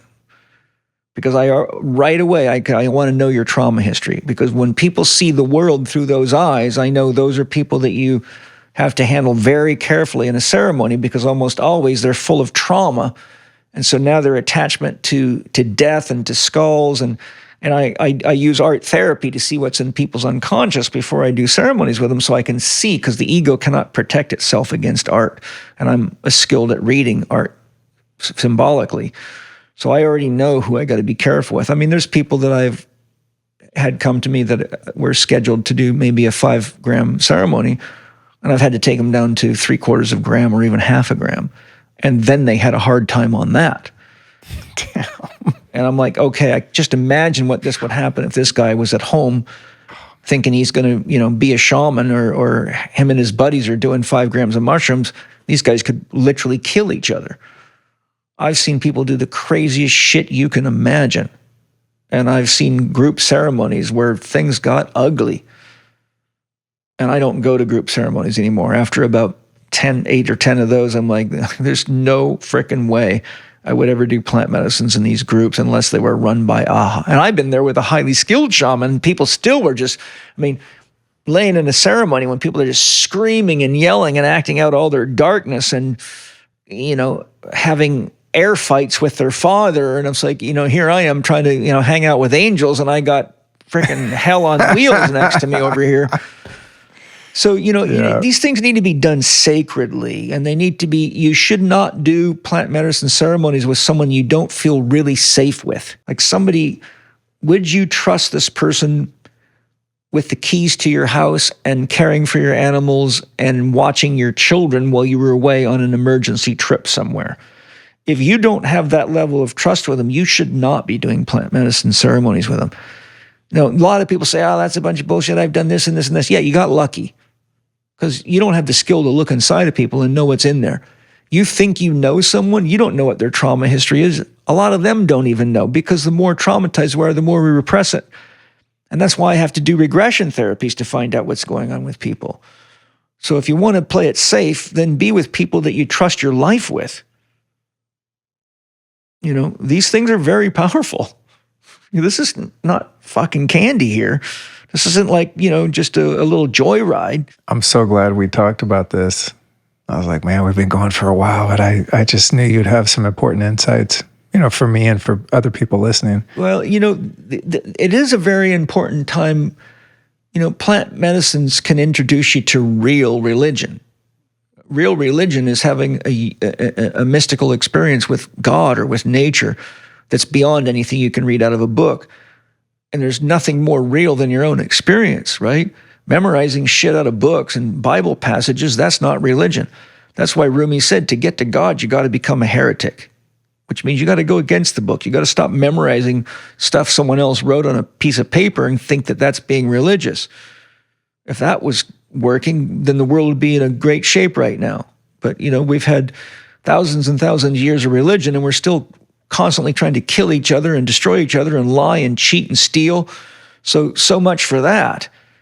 But you know what? A well-run shamanic ceremony can turn you into a great lover. A bad one can turn you into a psych ward victim. So it's a great note to end on. Handle them as though you're handling the most explosive consciousness bomb you've ever held, and it can either be like dynamite, can either blast the side of a mountain out so you can build a house, or it can get you killed. And you have to keep that consciousness with these things. Epic. Thank you so much for coming to visit me today. Man. I could talk to you for 1,000 hours, It's amazing, dude. Well, it's funny because I usually have a question I ask at the end, which is, name 3 teachers or teachings that have influenced your life, but you've named like 400 already. Yeah. So like our show notes are full. Yeah. You've given us a lot to contemplate, man. I appreciate you, and also just in my gratitude for the lives that you've impacted that have impacted my life. This is the first time we've met in person, but I mean, so many of your students, practitioners, friends have interfaced with me and my home and this podcast, and your ripple of your influence in the most positive sense is wide. So I really I appreciate your dedication. I have given my heart and soul to my work and to the world and to people. And look, I've gone deep enough into God to know who I'm hanging out with every day, whether I like them or not. I'm looking at God, I'm breathing God, I'm eating God, I'm sleeping with God, I'm walking on God, I'm pooping God. I even give thanks to my poops. I say because what might call our home and our farm the rainbow. I say thank you for feeding the rainbow, safe swimming. I love you. It just, I love it. I think when you really realize what God is, you can have great empathy and compassion, because God is so brave, it's willing to completely and utterly forget itself so that it can truly, genuinely say, I am, when it realizes itself. Beautiful.